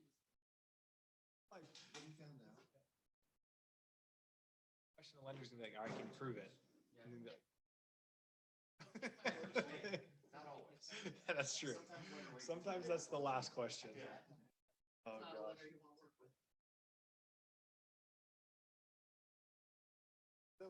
The best I've ever seen Josh. Josh at peak performance was 3 drinks in and he got to chew out a lender. And it was the best thing ever. It was on Thanksgiving. Yeah. It was peak performance, Josh Keats. It was wonderful. I highly recommend you guys be around Josh when he has a few drinks and gets in. So much fun. Yeah, just don't be on the butt end of it. All right. Excuse me. Let's get rolling. All right, so now we're looking at creating accountability. Woohoo! It's the accountability is kind of the equivalent of a 4-letter word, I think, for most of us, because if you're anything like me, have you guys taken the DISC profile? Yeah. What are you guys? Yeah. My D is down here. Okay. All right. Sounds good. What are you, Sarah?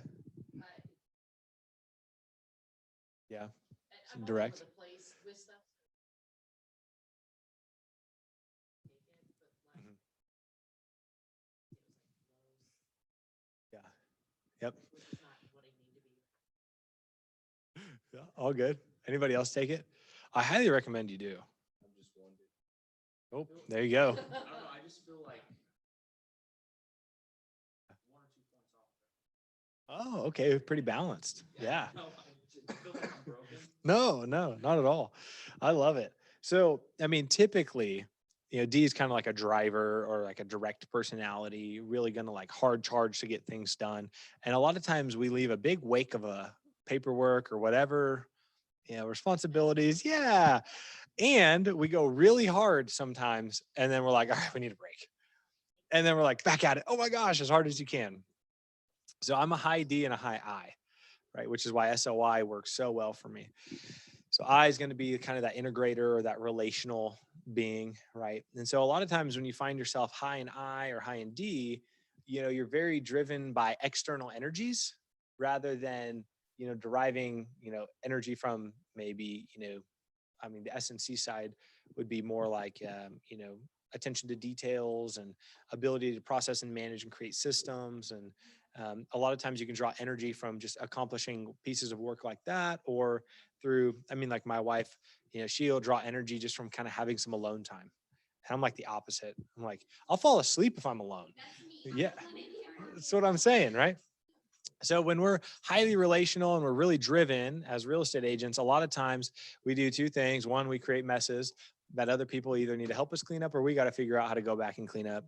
Or 2, we just really don't like accountability. Like it's just like, we'll get it done and just let us get it done. And so we have just kind of a knee-jerk reflex against someone, tracking your results, So the sooner you can submit to that accountability, the better though. Because if you're a high D or a high I, a really strongly relational and driven person, a lot of times what can come out of the direction of accountability is massive results, right?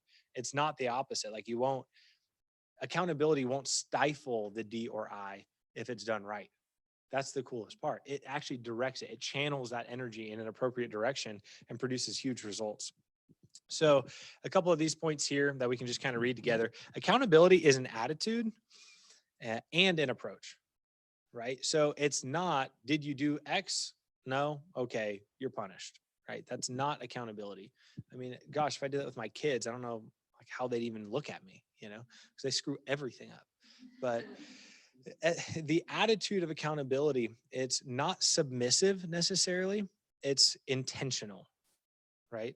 So there's a difference between saying, okay, I have to do these things. And if I don't, then, I either don't get the carrot or I get the stick, right?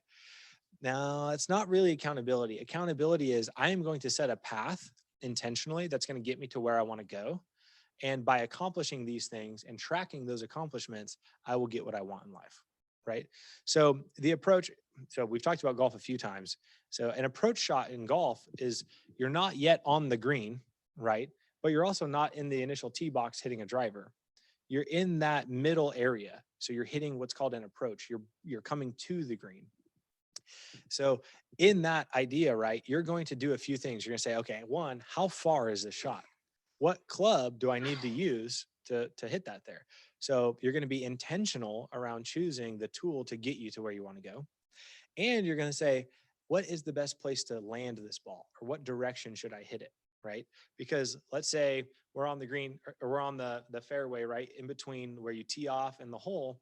And let's say the hole is just a big slant into a pond, right? Well, I know I don't want to hit the ball in the pond. That's for sure. And I don't want to hit it on the side of the green that slanted to the pond. I'd rather kind of hit it on the opposite side and maybe the ball can roll toward the hole, right? So that's accountability. Accountability is making sure that you choose the right club, you're hitting in the right direction, right? Same thing in your business. You're choosing the right direction, you're choosing the appropriate tools, and you're doing the right activities to get there. That's accountability. The hard part is accountability looks like, did you do the activity or not, right? And when it's metric based, right? Did you make the call? Did you not make the call? Did you make the connection, not make the connection? Did you get the listing? Did you not, right? So just like in golf though, did you hit the right shot or did you not? Did you use the right club or did you not, right? So accountability in its nature is black and white, but the idea behind it is more of an intentionality around getting to where you want to go. Does that make sense? Because I framed it completely wrong when I was new to the business. I was like, accountability, no. Coaching, no. Don't want any of this crap. Like, I don't want people to tell me I'm doing it wrong. I can figure that out myself, right? Well, after submitting to a lot of accountability and paying a lot for accountability and coaching, it has totally changed the way that we've approached our business. So that second one is it's literally a tool for achieving results. We talked about that, but it's also a dynamic cycle. It's not static. So you shouldn't always be held accountable for the exact same things every living, waking moment. Like, what if you just went and signed 10 listings tomorrow? Do you think you should go have to like make, 200 lead generation calls the next day? Like, no, you have 10 new listings you've got to figure out what to do with, right? So sometimes accountability can cycle just like the real estate market can cycle. So what our team does is we do our accountability based on our goal. So, and let me see if we're going to get there or kind of not, kind of gonna, kind of not. So let's say I want to close 50 transactions this year.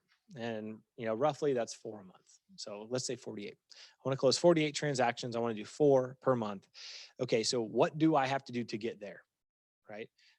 I got to do X, Y, Z lead generation. I got to go on so many appointments. I got to write so many contracts. I got to get so many listings, whatever. Okay, so you're tracking that. Now, what if I have a blowout month and I sign 12 in a month, right? Or I close 12 in a month. Do I still need to maintain the same to hit 48? Do I still have to close 4 a month to hit 48? No. Now I'm down to like 3-ish or something, depending on when I sign the 12, right? Or close the 12. So that's why accountability, it's not static. It kind of ebbs and flows with your life's goals. And when you're an individual agent, you get to pick those goals. On my team, we sit down with you, we write down out all your debt, what you want to accomplish, and we put prices on everything. And we say, is this how much money you want to make? Great. This is how many deals you've got to do. Right? So then your accountability flows with that. If you do more deals in 1 month, well, then the next month you don't have to do as many deals. Right? And likelihood is if you're processing 10 transactions, you're probably not lead generating like you should, right? To hit your 4. So the likelihood of actually maintaining that lead generation is probably not high. And there's a reality to that, right? I mean, that was my experience when I did have my panic attack. Is I was processing more transactions than I ever had in that one moment. Single dude, no leverage whatsoever. I think we had 14, I had 14 under contract. It was awesome and awful, right? And I was still trying to maintain the lead generation and still trying to go on appointments and still. And it was just overwhelming, right?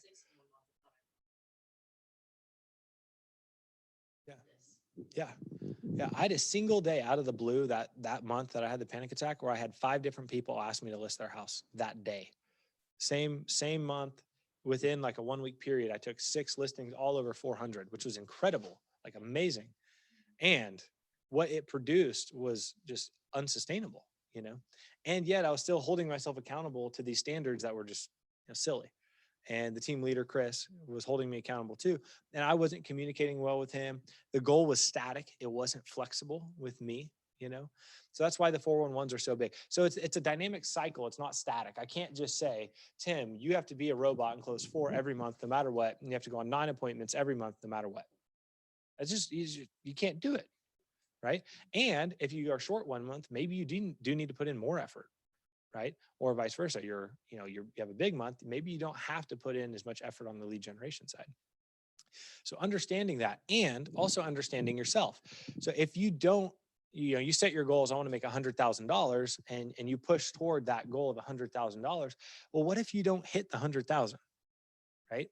What if that goal was almost esoteric? I know a lot of people are like, I'm real estate, I want to do 100 grand. Why? Like, if you got 96, is it really that big of a deal? What if you did 120? Would that be better? Maybe not, right? So the number goals and setting goals off dollar amounts, they have to be translated into what it looks like in your real life. And then you have to decide, do I want that life, right? Everyone wants the number. Duh, it's a number. It's a nice number, but not everyone wants the life it takes to get that number, especially in real estate, particularly as an individual agent, right? There's nothing harder in real estate than being an individual agent. Let me just put that out there. Like, it is brutal, right? There's not enough love. It's the highest profit margins, right? Because if you close it, you keep it. And yet it's also the most amount of work you can possibly do inside of real estate. So good luck. Yeah. So in the accountability cycle, yeah, it is. Yeah. But no, it's the reality, right? It's why half of everyone that joins KW in a month is gone within 6. Yeah, it's nuts, right? So, I mean, I remember when I was ATL, I would recruit like 10 in a month. And then by the end of the year, I wouldn't have like hardly any of them. What happened? They got in the business. They didn't get a closing.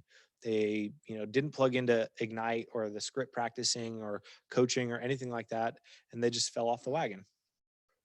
Is it their fault? No.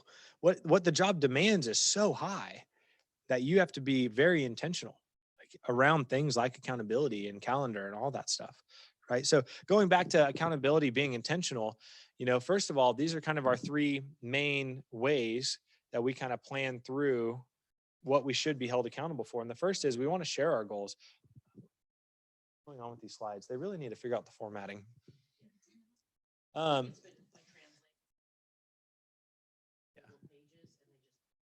Yep. That's exactly it. You're right. It's ironic that our whole company runs on Google Pages or on Google Business. So, and then they use PowerPoint to create slides. Thanks, guys. Love Keller Williams Realty International. All right. So number 1, we're going to share our goals. When we engage in accountability, you're engaging it with usually 3 different types of people. And I would always encourage that for everyone, no matter what, especially in business, you have 3 groups of people. You have number 1, coaches. A coach is anyone who's done what you want to do. So it could be Blake and Brian, it could be me, it could be Tim, whoever you want, right? Anyone who's just ahead of the game than you that can help you get to where you want to go. Okay, so that's coaching. I pay for MAPS coaching. I highly encourage you guys, as soon as you hit like 30 transactions, you just factor in $1,000 a month into your budget for MAPS coaching. It'll be the best money you've ever spent in your life, bar none, highest return of anything I've ever done. MAPS coaching. Okay. Yep. So Kevin, who sat in this seat, I made him get a MAPS coach this year, a lady named Ali von Westenberg. She is a monster. her average price point for her market is 600. Her average sales price is 1.2 million. She will list more luxury listings than the entire market. So like her versus the rest of the market, she'll have more luxury listings than the rest of the market combined. Yeah, she's a monster. She's incredible. South Carolina. Yeah, she is amazing. She coaches luxury agents in New York, Los Angeles, you name it. And I was like, okay, I need someone to kick Kevin's butt, because Kevin will run through whatever wall you put in front of him, but the rest of it doesn't really matter. He's just going to keep running, right? So I need someone to be able to, wake him up and get him on track. So since he engaged her coaching, his business acumen, but like his intentionality around higher price listings and drawing listings out of his own sphere, incredible. We're talking 6 months, and he's probably closed. I mean, he's about to close a 700 from his SOI, but he's probably closed 3 million just from the direct activities that she's coached him on. Yeah.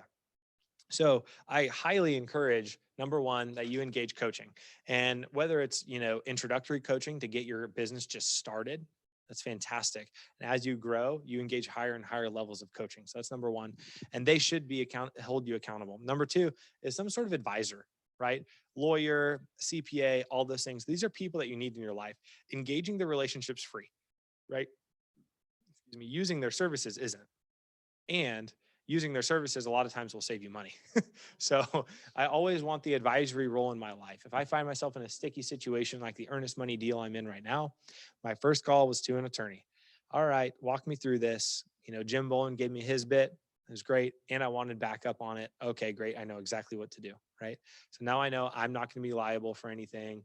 We can walk through the process as we need to. And then the third, so we have coach, advisor, and then we have mentor, right? A mentor is a combination of a friend and a coach, right? It's someone who you really aspire to be maybe someday, and yet you've earned the right to ask them questions and to kind of be in their world. We kind of talked about this earlier. So you want coaches, you want advisors, mentors. Coaches, a lot of times you pay, right? Because they're intentionally focusing on your business. Advisors, you pay them when you use them, right? Just like real estate agents. And real estate agents are a form of advisor, by the way. I use a real estate agent on my personal transactions. His name is Josh Keats. He's a great guy. You can use him too if you'd like. And then, the mentor it's usually a free role, right? Whoever engages you as a mentor, they're usually in a sense free to you. You bring them value, and in exchange, they bring you value. So it's a cooperative agreement, and largely the beneficiary is actually the mentor, not the mentee, right? You find someone who gets filled up by pouring into your life, whether that's your team lead if you're on a team, or someone in another market center, or in this market center, or even in another industry, right? So those are three we look at. And out of those three, a lot of times, these people help us maintain accountability. There's one more that you can engage, and that's just a friend for accountability, right? Or an accountability partner. So we're going to share our goals with them. What are your long, medium, short-term goals? So we're looking at our 411 type stuff. On our 411s, it's got our long, medium, and short-term goals. And then we're going to look at number two. We're going to check in with these people. So my coach is a weekly check-in every week. If I didn't do my 411, there's some version of punishment or pain, right? Or it gets moved into the next week. And then if we keep moving things into the next week and the next week and the next week, he just says, hey, you're fired as a client. And then I go, oh, I didn't earn you as a coach. Got it, right? I'm paying you and you're firing me. Dang, But that's what high-level coaches will do. They don't want to waste time on people, right? They want to see change happen. And that's why they're coaching. So I really love the coaching model for accountability. How often do you need to check in? I would say minimum weekly, right? Even if it's a phone call or text. Creating an accountability partner relationship is super, super easy, and it's fantastic. Keller Williams loves it. All of us have had accountability partners or have them at some level. And then what method of communication is ideal? I know for our team, the way we hold each other accountable is we have a shared Google spreadsheet, and we update our numbers every day in that shared Google spreadsheet. Then it gets printed, or it gets copied and sent out as an email to everyone at the end of the day, so everyone can see each other's numbers.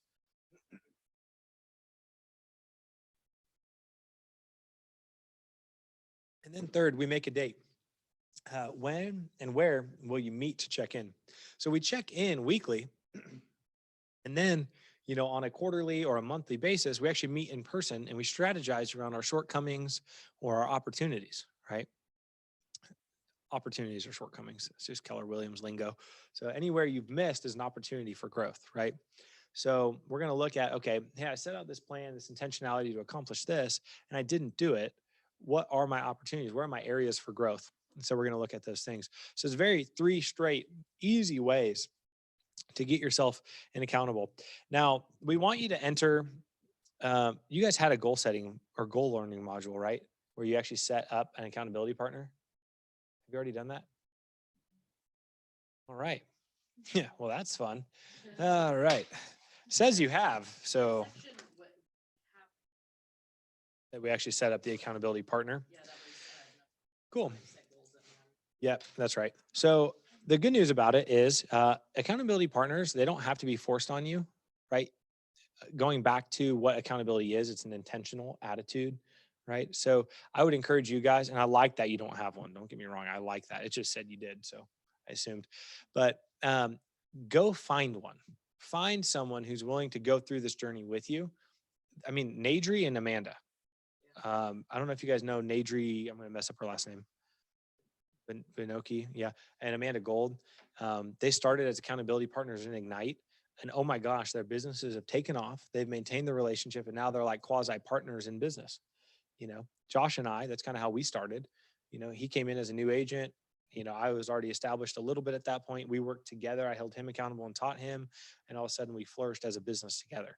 So you don't have to flourish as a business together, yet your accountability partner a lot of times is a huge key to your success. And if it's not someone here locally, it's a coach, right? And you'll see that, you know, again, Tim talking about the difference between those who stay in the business and who fall out. It's doing these things, right? Because it's so easy as an individual to just not have any accountability, do what you want to do, and hey, the results are up to whatever happens. Yep. It's what we do.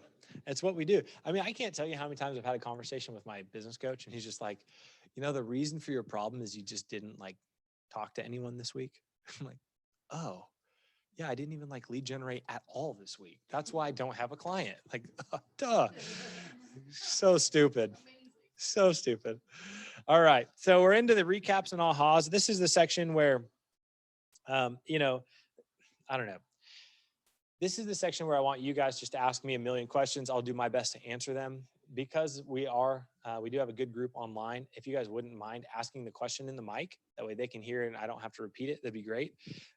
We'll go recaps and ahas. So any questions you have on this stuff or on anything or any of it that you like, that you're like, man, I'm going to implement that. Let's talk about that real quick. So how has your guys' thinking changed and what ideas, mindsets are new, or just what ahas do you have or like?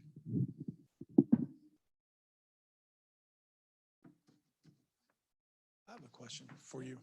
What are the three most important processes to establish immediately as a new agent? Okay. Processes in like the lead generation, grow your business, or like the run your business? Lead generation, grow your business. Okay, that's great. The first, I would say for sure, is time blocking a calendar around being intentional with meeting people you already know and deepening those relationships or making new relationships. Those will feed you long term, whereas an online lead it'll feed you one time most of the time. You're lucky if you get a repeat or a referral out of an online lead, right? But a relationship, that'll bring you business for a long time. So that'd be number one, is time blocking around that, and then having some sort of a system for that. And everyone's going to be different. I know for me, a lot of times it revolves around who's in my database hasn't been touched lately. So processes and systems database would be my second. You know, if you're not using some kind of a organized method of keeping in touch with your contacts, then you just won't do it. It's just sadly the reality. You'll handle whatever's in front of you, then be like, oh my gosh, I don't have a deal. Where do I go for my deal? Well, it's been sitting in the database, and maybe I'm going on the listing appointment today at 2:30 and they're your friend, you know, and you didn't even know because you hadn't maintained that relationship or hadn't been close enough to them. So one, intentional time blocking around relationships. Two, I'd say database for relationships. And then my third, I would say, is because you're going to be so focused on growing your business, I would be outsourcing something on the run your business side. So I would be looking at transaction management for a flat fee or something like that. Oh my gosh, I don't know what I would do if I didn't have Sam. I mean, I joke. I'm like, no matter what happens in the future, Sam, you have to come with me. Like, I don't know what I would do. So yeah, some sort of transaction management to keep everything in line for you and keep reminders updated and all of that. So that'd be my big three. And those are probably vary based on who's doing the business. If someone's business is largely like internet lead based, they're probably not going to give you number one. Personally, I just like meeting people more than I like cold calling or, following up with people that way. So that's how I tend to grow my business. Any other questions or anything? This is the time.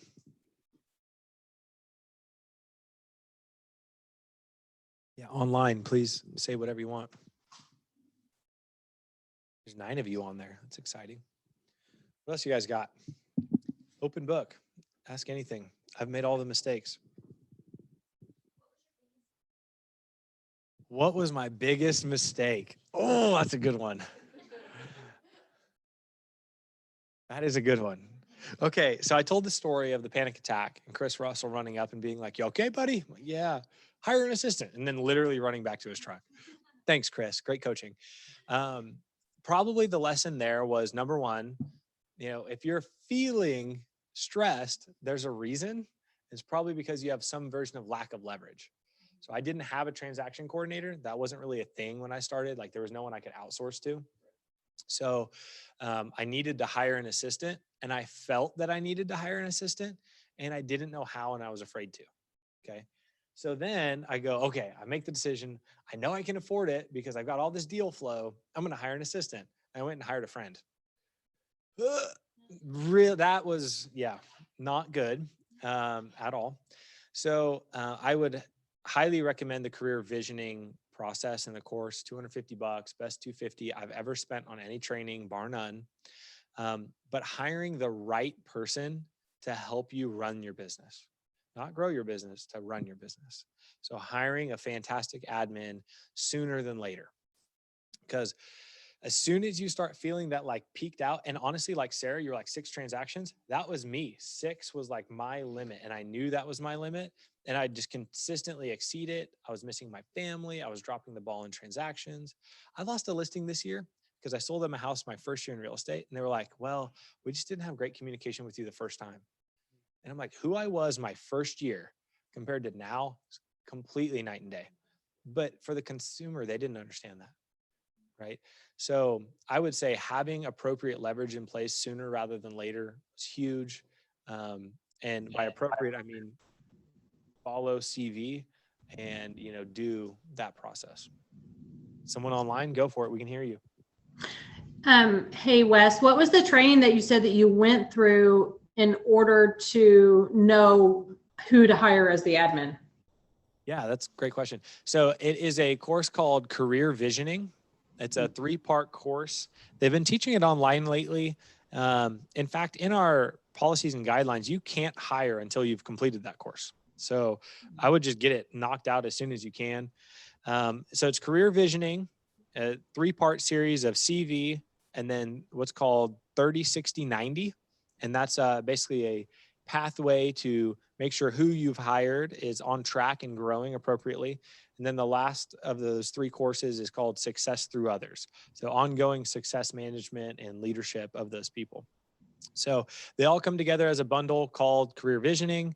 And it starts from, okay, when do you need to hire, all the way to now you've hired and grown a team. How do you continue managing them? So we take the course annually as a team. So we've been in it like 6 times now. And every time I will even fly to other states to like take it with specific instructors because it's such an impactful and powerful course. So the other thing that happens when you hire right is all of a sudden you have someone who's driven and is a leader and is growing your business with you, and you have to pay them, right? So you become extremely intentional around all the things we're talking about. It's no longer just you. And so hiring sooner than later was something that really changed my world. Hiring appropriately really changed it. So when we got Sam in the driver's seat, she literally doubled our business year over year.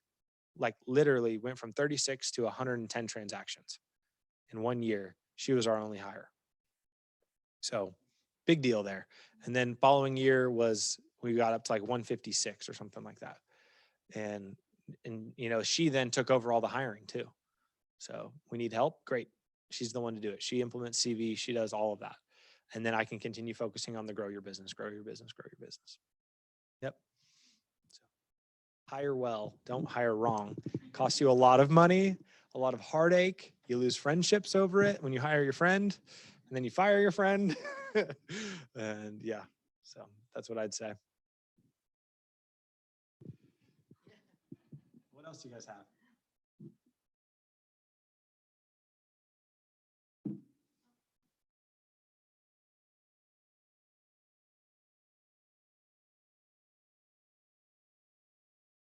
Yeah.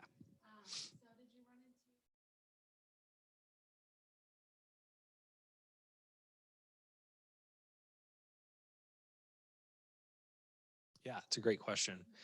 So I would say, first of all, my uncle's a huge agent in Oregon. We're extremely close with his family. And when we lived out there, he didn't do all of our real estate transactions, right?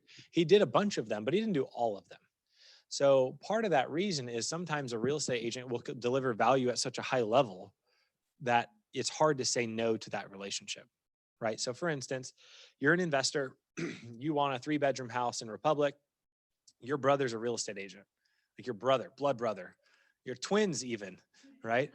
Okay, you still live together even. It's crazy. So you want the 3-bedroom in Republic, he's not finding it.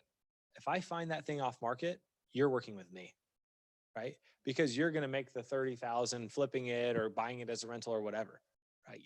Poor brother, doesn't matter, you know, but if you don't work with me, I'm going to sell it to the next guy who will work with me, right? So a lot of it is the value you bring. And then the other thing is not everyone has the best relationships in their family, right? So like Kevin, who sat here, had an uncle sell a large home without him, and it like got in under his skin. And so we talked about it and we're like, Kevin, so why did that happen? He's like, well, I haven't talked to my uncle in like a year and a half. Yeah. What do you think's going to happen? Like, duh, you know? And I get it. Like your family, the mom thing's kind of hard. Like my mom's an agent. Sorry, can't really compete with that. It's your mom. Like, hopefully you hate your mom and you use me. I don't know. But you know, the value you bring is largely going to determine, you know, what opportunities you get or don't get. And we win a lot of transactions from family members because we out hustle them. And they know it. They know that if they need a specific property or they want an investment or whatever it is, that our team is going to put in the work and the lead generation to get it done. And whether that means we send 2,000 text messages in a day, or we send handwritten letters, or we go door knocking, or whatever we got to do, you know, they can trust us to get that done. And so it's really the value you bring. And then also sometimes, man, like, I'll be honest, like sometimes people come to me and they're like, Wes, I want to work with you. And I'm like, I can't. Like, you have to work with one of my agents. Like, I can't sacrifice what I've got going and the responsibilities I have here to then work with you there. And sometimes that's a deal breaker, and that could be my family. Well, and then I'm going to take that person, I'm going to refer them to one of my agents right on my team. And if not, and they say, hey, I'm going to go work with so-and-so, I have to respect that, you know? So sometimes you might be competing against a different business model. And sometimes people just want an individual agent. I want to work with you and no one else. And that is totally okay. In fact, I think there's huge value to that. If that individual agent's great, I think of like Jeff Fry. I mean, one of the top luxury listing agents in our area. It's like him, 2 admin, and his wife. So when you work with him, you work with him. And that's why he wins so many luxury listings. And so, you know, it's just one of those things where everyone's going to be different on their needs.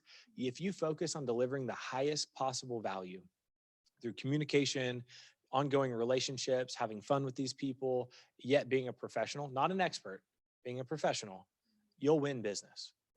Yeah. And then don't worry about it either. Like if you lose business, you lose business. There's like 3,000 agents or something. And there's like 200 listings. Like, come on, we're all losing business. I might lose today at 2:30, knock on wood, right? But it's just, that's part of it, you know? So I've lost plenty to friends and family, or to people that had friends and family in the business. And at the same time, I've won it. So it really just depends on your value and what that person needs. Yeah. And to the expert professional, like no one in this industry is an expert, right? Even attorneys, you'll ask them a question, they'll be like, I'll have to get back to you on that because they got to go look it up, right? So no one is an expert in real estate. So don't feel like because you don't know all the answers, you can't provide value at a high level. What people want is someone who communicates extremely well and will go find the answer, right?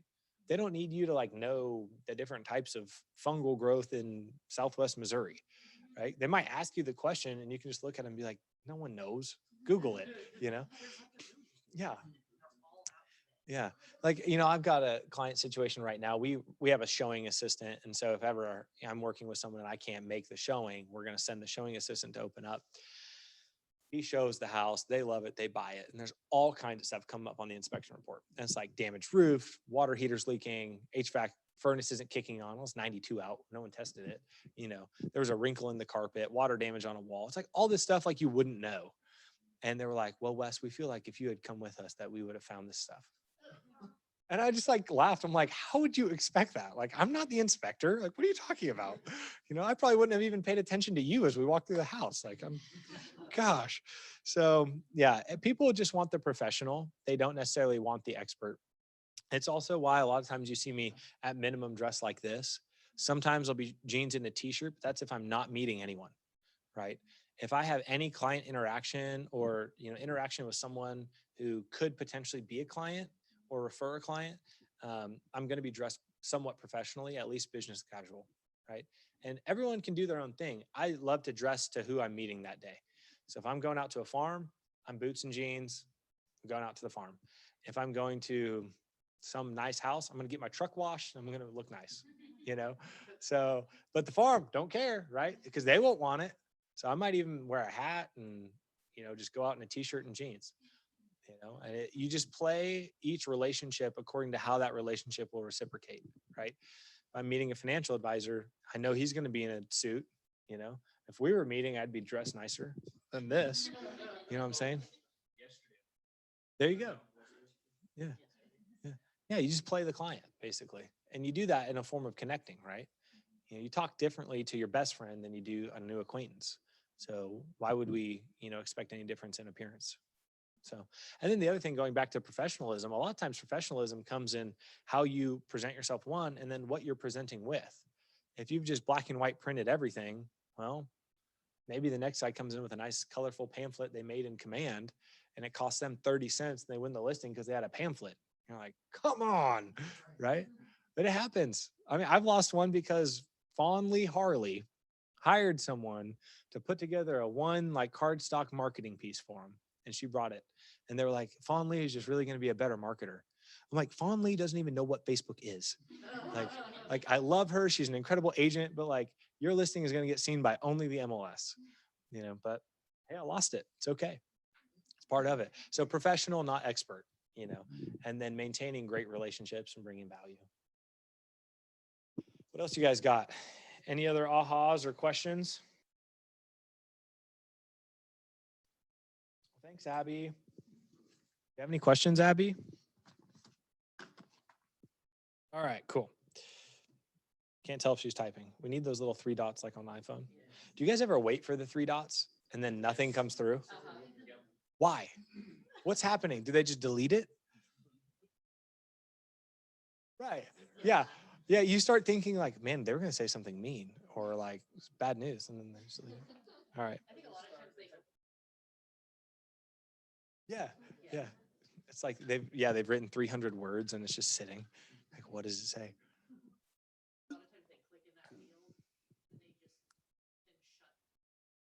Yep. Yeah. I will literally wait for it. And I'm like, why am I waiting for this? Yeah. It's so bad. Yeah.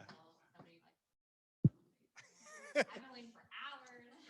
I don't know what you're trying to tell me. Yeah, you've been sitting there for an hour typing things and deleting it, typing and deleting. Gosh, that's too good. All right. I got a question. Go for it. This is like, I mean, I don't know. I saw this sign on the back of the car. You know how you can put this is like a marketing thing. You know how you can put your name on the back of a car. What do you think about that? Because I want to do it, but I also have like really bad road rage at the same time. Don't do it. I don't know if I want to do it. I was just wondering if it works though, So I have a hard time thinking it would work. When was the last time you picked up the phone and called someone off the back window of an SUV or car while you're driving? If I had my face on there, if I had my face on there, you Then think they're I'd- for sure not calling. Gosh. Wow. You'd be better off just starting a Tinder and swiping right on everyone and then just going on business appointments. every single app though, not just Tinder. It works. If you can find a wife that way, if you can find a wife that way, you can find a listing. Come on. Is that how you found your wife, Wes? No, no. Yeah, yeah. Same with Kevin. Kevin's in a long-term relationship and they've met on Tinder. Yeah. There you go. Yeah. Facebook dating. It all works, right? You can find it's a numbers game. That's so true. Oh, I love it. Yeah. Yeah. So that's right. So to answer your question, what I would be looking at is consistent branding. So rather than worrying about, I would never put on the back of my car, Wes Litton, realtor, and a picture of me and my phone number, right? Because one, I do speed. Two, I get pulled over sometimes, and three, I don't need everyone to know who I am and what I'm doing at all times. But what I would put on there is just our Litton Keats logo. I would do that just for consistent branding. So you see our sign, you see our name, you see our Facebook, you see our branding. I would do that and maybe put the office number on there. That would probably be fine. I probably wouldn't put who I am on it. And I probably wouldn't put, like a direct line to my cell phone.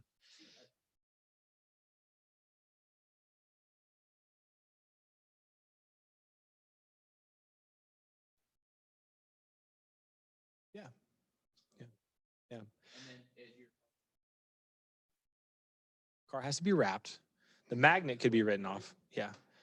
The magnet could be written off, but yeah. But yeah, you could wrap it. That'd be a fun one. Like the real estate writers wrapped theirs. So now I know everywhere Charles Chastain is at all times. Drives through my neighborhood probably twice a week. I'm like, get out of here. Like, get away from me. Yeah. This is my farm. But yeah, I don't know.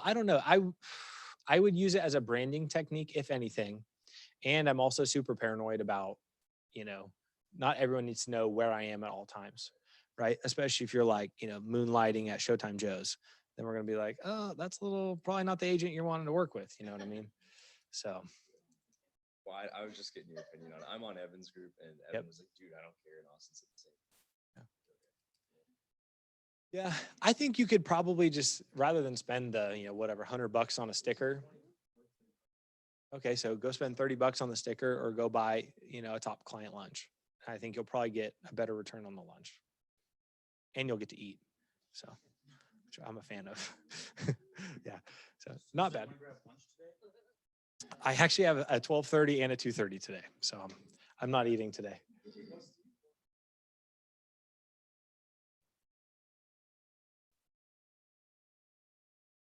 Yeah.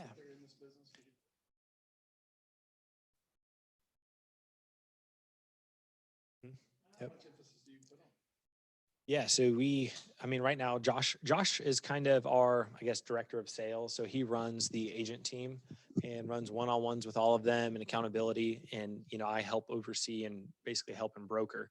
So yeah, we definitely do try to instill a hyper awareness around it. We actually do have a dress code. We have a social media policy. We have a lot of those things in place because, yeah, it is a direct reflection. So, if I pick on Ethan because he's like the nicest human on earth.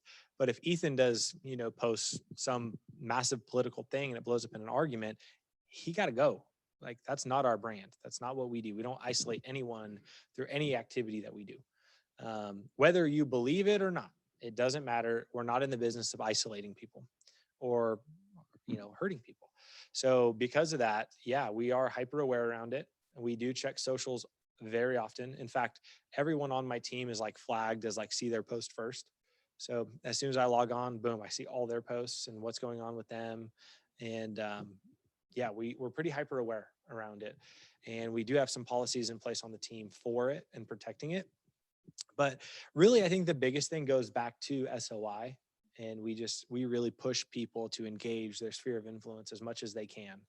And then also all their goals are based on them. Right. So that really helps create their own buy-in to what they want to do.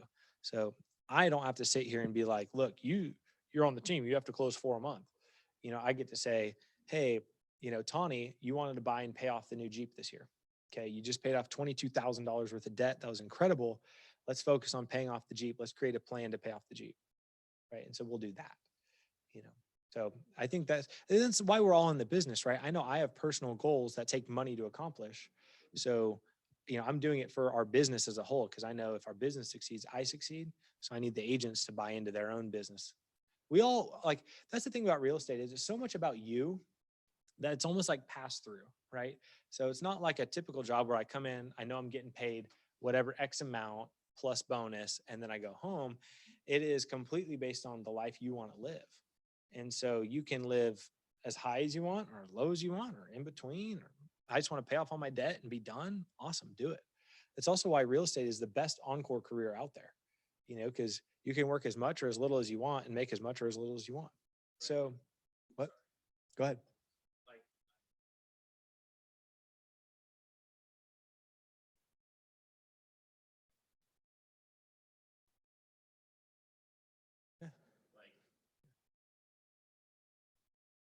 Yeah. That's all I have to do. 14 Yeah. houses. Yeah. Oh, I mean, man, when I recruited Blake Cook to Keller Williams, he was like, I only need 6 closings. And I just died laughing. I was like, yeah, 6 closings. Good luck, dude. Like, you're going to get 3 and you're going to be like, I can't stop, But he had like this whole game plan. I'm going to do 6 and then I'm done. I'm going to spend time with my wife. We can do this. He had this whole plan outlined. Well, he closes 6 in like 3 months. And he's like, oh. And so now he closed like 30 last year and was like, the light bulb went off, So everyone starts with like a different plan, and you grow and change as your business grows and change. So to go back to, are you hyper aware around the branding? Yeah. But it's a reflection of being intentional with who we hire, how we hire, and then how we coach them. Yeah. How old were you when you started? 23, 22, right in there. Yeah. Didn't start this way. It started just running as hard as I could, and I was alone. I didn't really know anyone in the area. So it was just go hard, and did 4 open houses a weekend, door knocking almost every day, cold calls, you name it. But it worked. Yeah. I don't recommend it. I don't recommend burnout like that, but we had a young family and it's what we needed to do to make ends meet. So any other questions before we go into scripts? All right. What time are we done today? Seriously? All right. Well, we're done, guys. Woohoo! All right. Any other questions? I'll hang out for a little bit, but yeah, let's wrap it up. Go home and practice scripts. Yeah. Right now. I'm making it sound nice.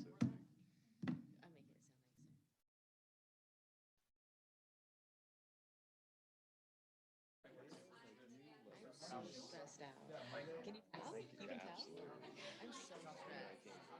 I actually want to cry really hard right now, but I'm holding it in. I've been off my open house. I'll cry on my way back to office. I have no eyelashes on this eye. Look at this eye. I have no eyelashes left. That's my eyeliner on today. I have no idea. I woke up this morning. I was on my eyelashes.